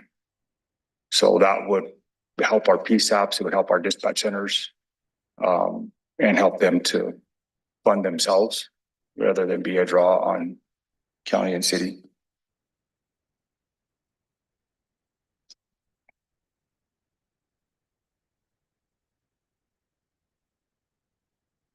I got notes all over. I apologize. No, you're fine. And Sheriff, I did find your report, so thank you for sending it. And I did look at the animals, and just for the commission to know, the animals in the unincorporated area for last year, out of the 24, I think it was, it's 7 was in the unincorporated parts of the county. So How many? 7. So, Yeah. The other big ones that they were talking about, we're bringing telecommunicators on board with law enforcement LEPF, especially with the times now of the text to 911 and a lot of the stuff, the RAVE app, a lot of the stuff the states are pushing for the schools. These dispatchers are actually going to be seeing in real time what we're seeing as we're dealing with it. So they're looking to bring them on to the law enforcement retirement.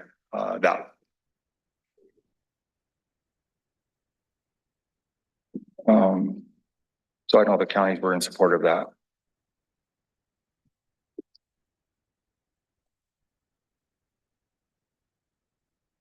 Let's see. There was a lot of other talk. They're looking at a memorial on the Cannabis Act because there's just so much stuff out there all over the state. The state's not prepared as well as they thought they were. So they're looking at a memoriam to allow the counties more time to adjust those ordinances because there's really no oversight from the state. I've not heard of it affecting Colfax, but there's other places like Torrance County and places like that where they have 20 or 30 places that are popping up to distribute marijuana or grow marijuana, and there's not enough enforcement and there's not enough clear guidelines. So they're trying to get that stopped until they can get that addressed better. So we'll see where that goes.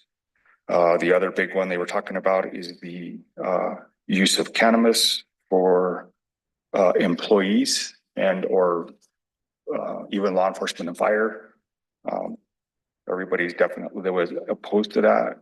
I'm sure it has its place, but when you're driving county vehicles and doing things like that, that puts the county in a huge liability as well as the individuals operating those.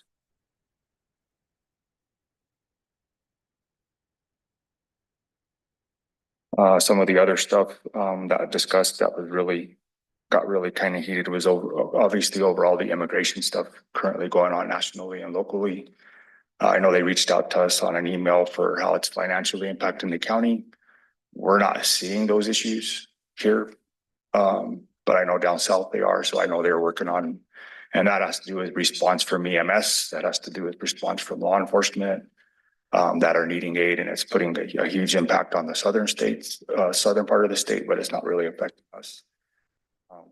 But that was, they ended up leaving that one neutral. They chose not to oppose or support that one. This stands from New Mexico counties as far as the insurance part of it is If they haven't broken the law or there's not probable cause to arrest them, we can't house them. That's a violation. So the recommendation from the attorney obviously is not, because that could create lawsuits for the county. So there's a lot of discussion about that stuff, which got interesting. But a lot of that stuff, the counties chose to either stay neutral or oppose a lot of that legislation because of the exposure that it brings to each of the counties.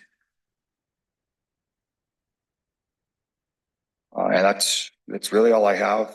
You have the entire report, and I'm happy to talk more with you all if you have more questions, or I can reach out to them if there's specific stuff that's not in this packet.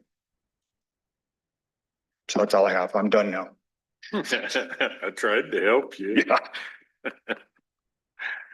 Is there any further questions? No questions. Thank you, Sheriff. Commissioner Trujillo? No, I don't have any. Thank you, Sheriff. Yes, sir. Thank you. Thank you, Sheriff. I'm sure after I read all that, I'll have a couple. But I didn't read it this morning. Okay. Thank you, sir. Yes, sir. Okay. No further discussion. Line item 28, closed session pursuant to NMSA 1978 10-15-1H 2 and 7. Line item A, personnel matter to consider issues involving Montgomery County Manager. Line item B, attorney-client communications involving potential and threatened litigation regarding the contracts of Colfax County Manager Monty Gore and the County Attorney June Rowe. Do I have a motion to go into closed session? So moved. Second, roll call. Commissioner Kern, Abstain. Commissioner Trujillo, Yes. Chairman Tatum, Yes. Now go into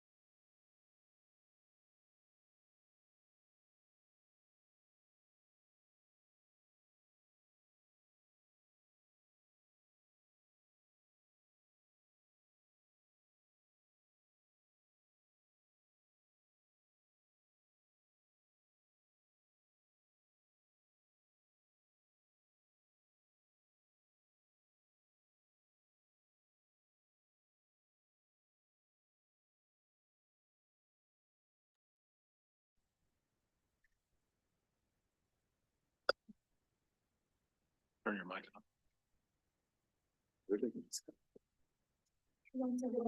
Okay. At 12:30, coming out of closed session. I have here a motion to come out of closed session. So moved. Second, roll call. Commissioner Kern, Yes. Commissioner Trujillo, Yes. Chairman Tatum. Yes. Everything discussed was only within the realm of the closed session. Those current was myself, Commissioner Trujillo, and Attorney, I want to screw it up again, Randy Audio. Audio. Line item 29, discussion action, open session pursuant to NMSA 197810-15-1H 2 and 7.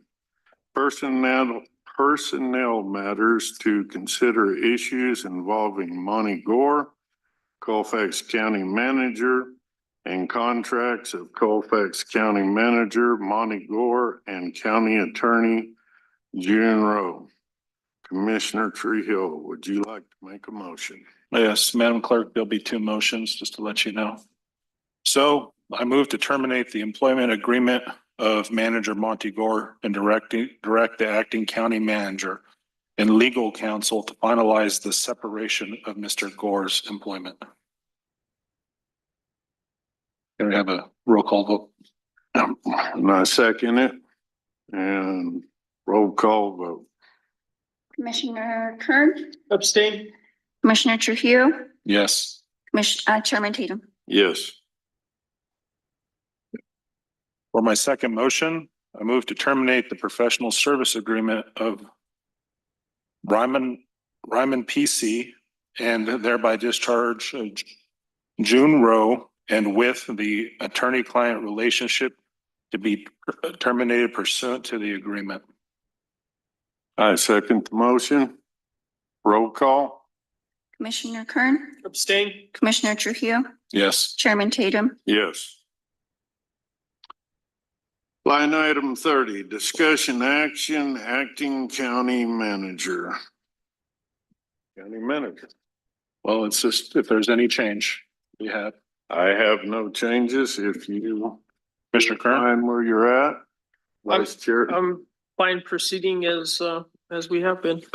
Okay, I motion we continue as we are with Chairman Commissioner Trujillo, acting manager, and Vice Chair Kern overseeing lodger's tax and some training. Do I have a second? Second? Roll call. Commissioner Kern, Yes. Commissioner Trujillo, Yes. Chairman Tatum. Yes.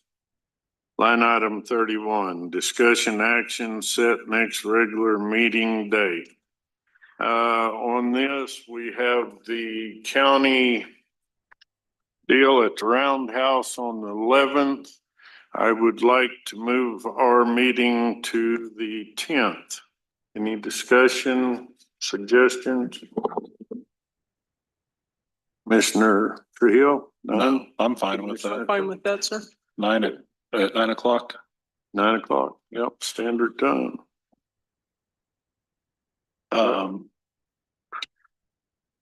Okay, motion to accept the change to the 10th. I make a motion or second. Okay. I was laughing at John over there. I apologize. Yeah, roll call. Commissioner Kern, Yes. Commissioner Trujillo, Yes. Chairman Tatum. Yes. Well, it's been a long week already. 32, manager's docket, Mr. Trujillo. Okay.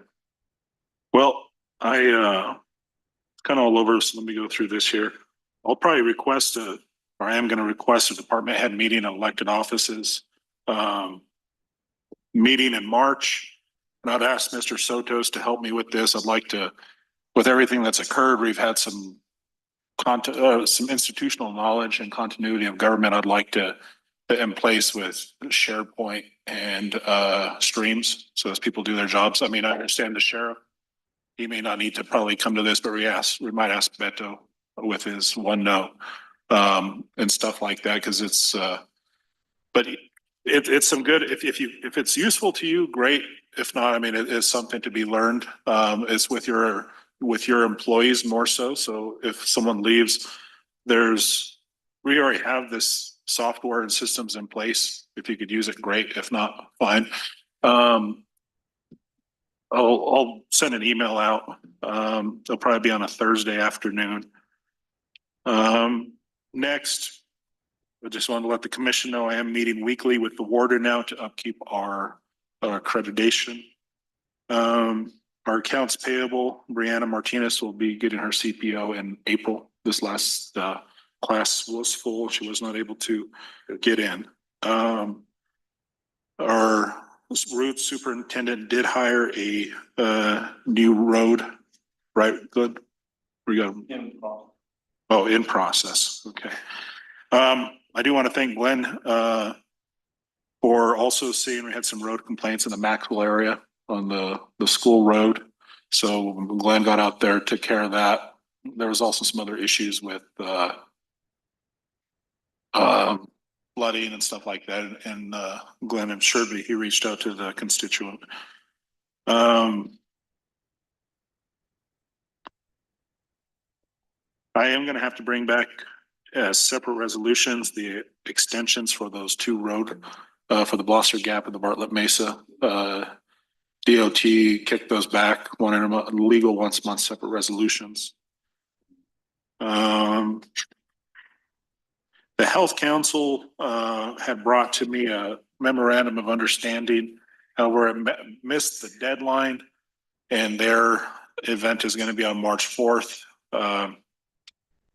For the clerk and this Open Meetings Act, everything else, it's best to hold off on that memorandum of understanding until our next meeting, unless we wanted to call a special meeting for this one document. I'll leave that up to the chairman.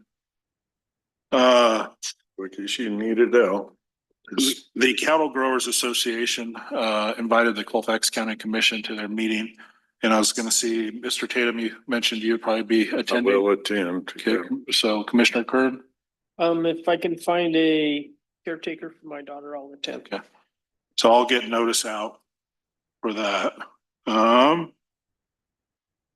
The Presbyterian Church here in Raton has reached out to me and expressed some interest if there's any interest in their church. I'm going to have a meeting with them on Thursday just to meet.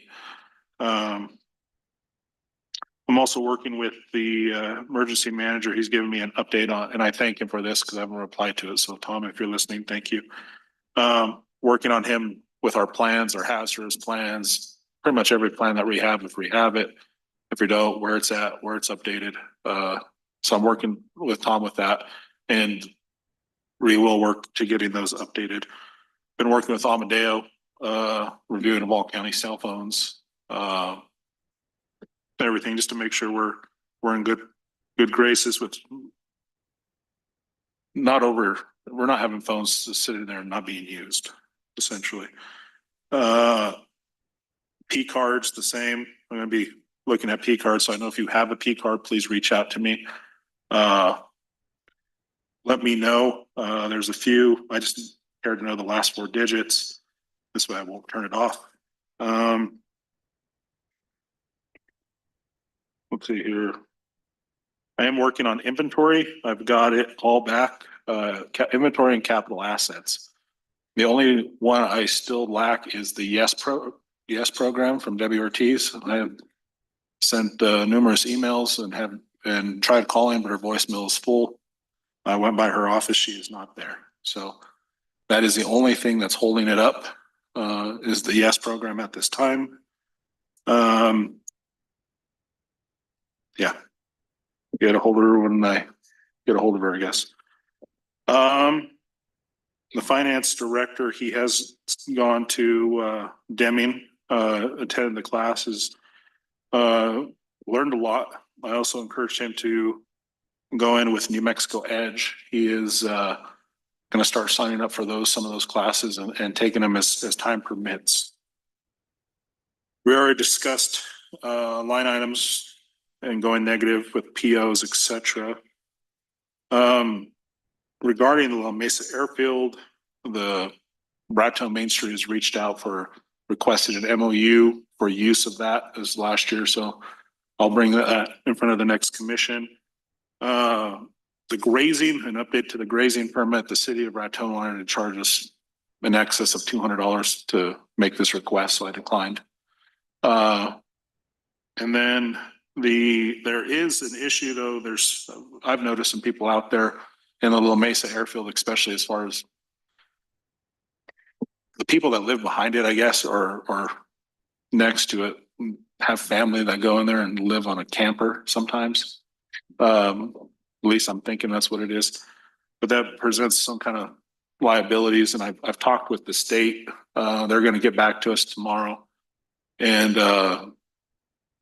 they might be willing to cover all the costs of materials and gates and everything else to fix that, since it's a state highway along that side. And then we could, the county would have to pay for the labor.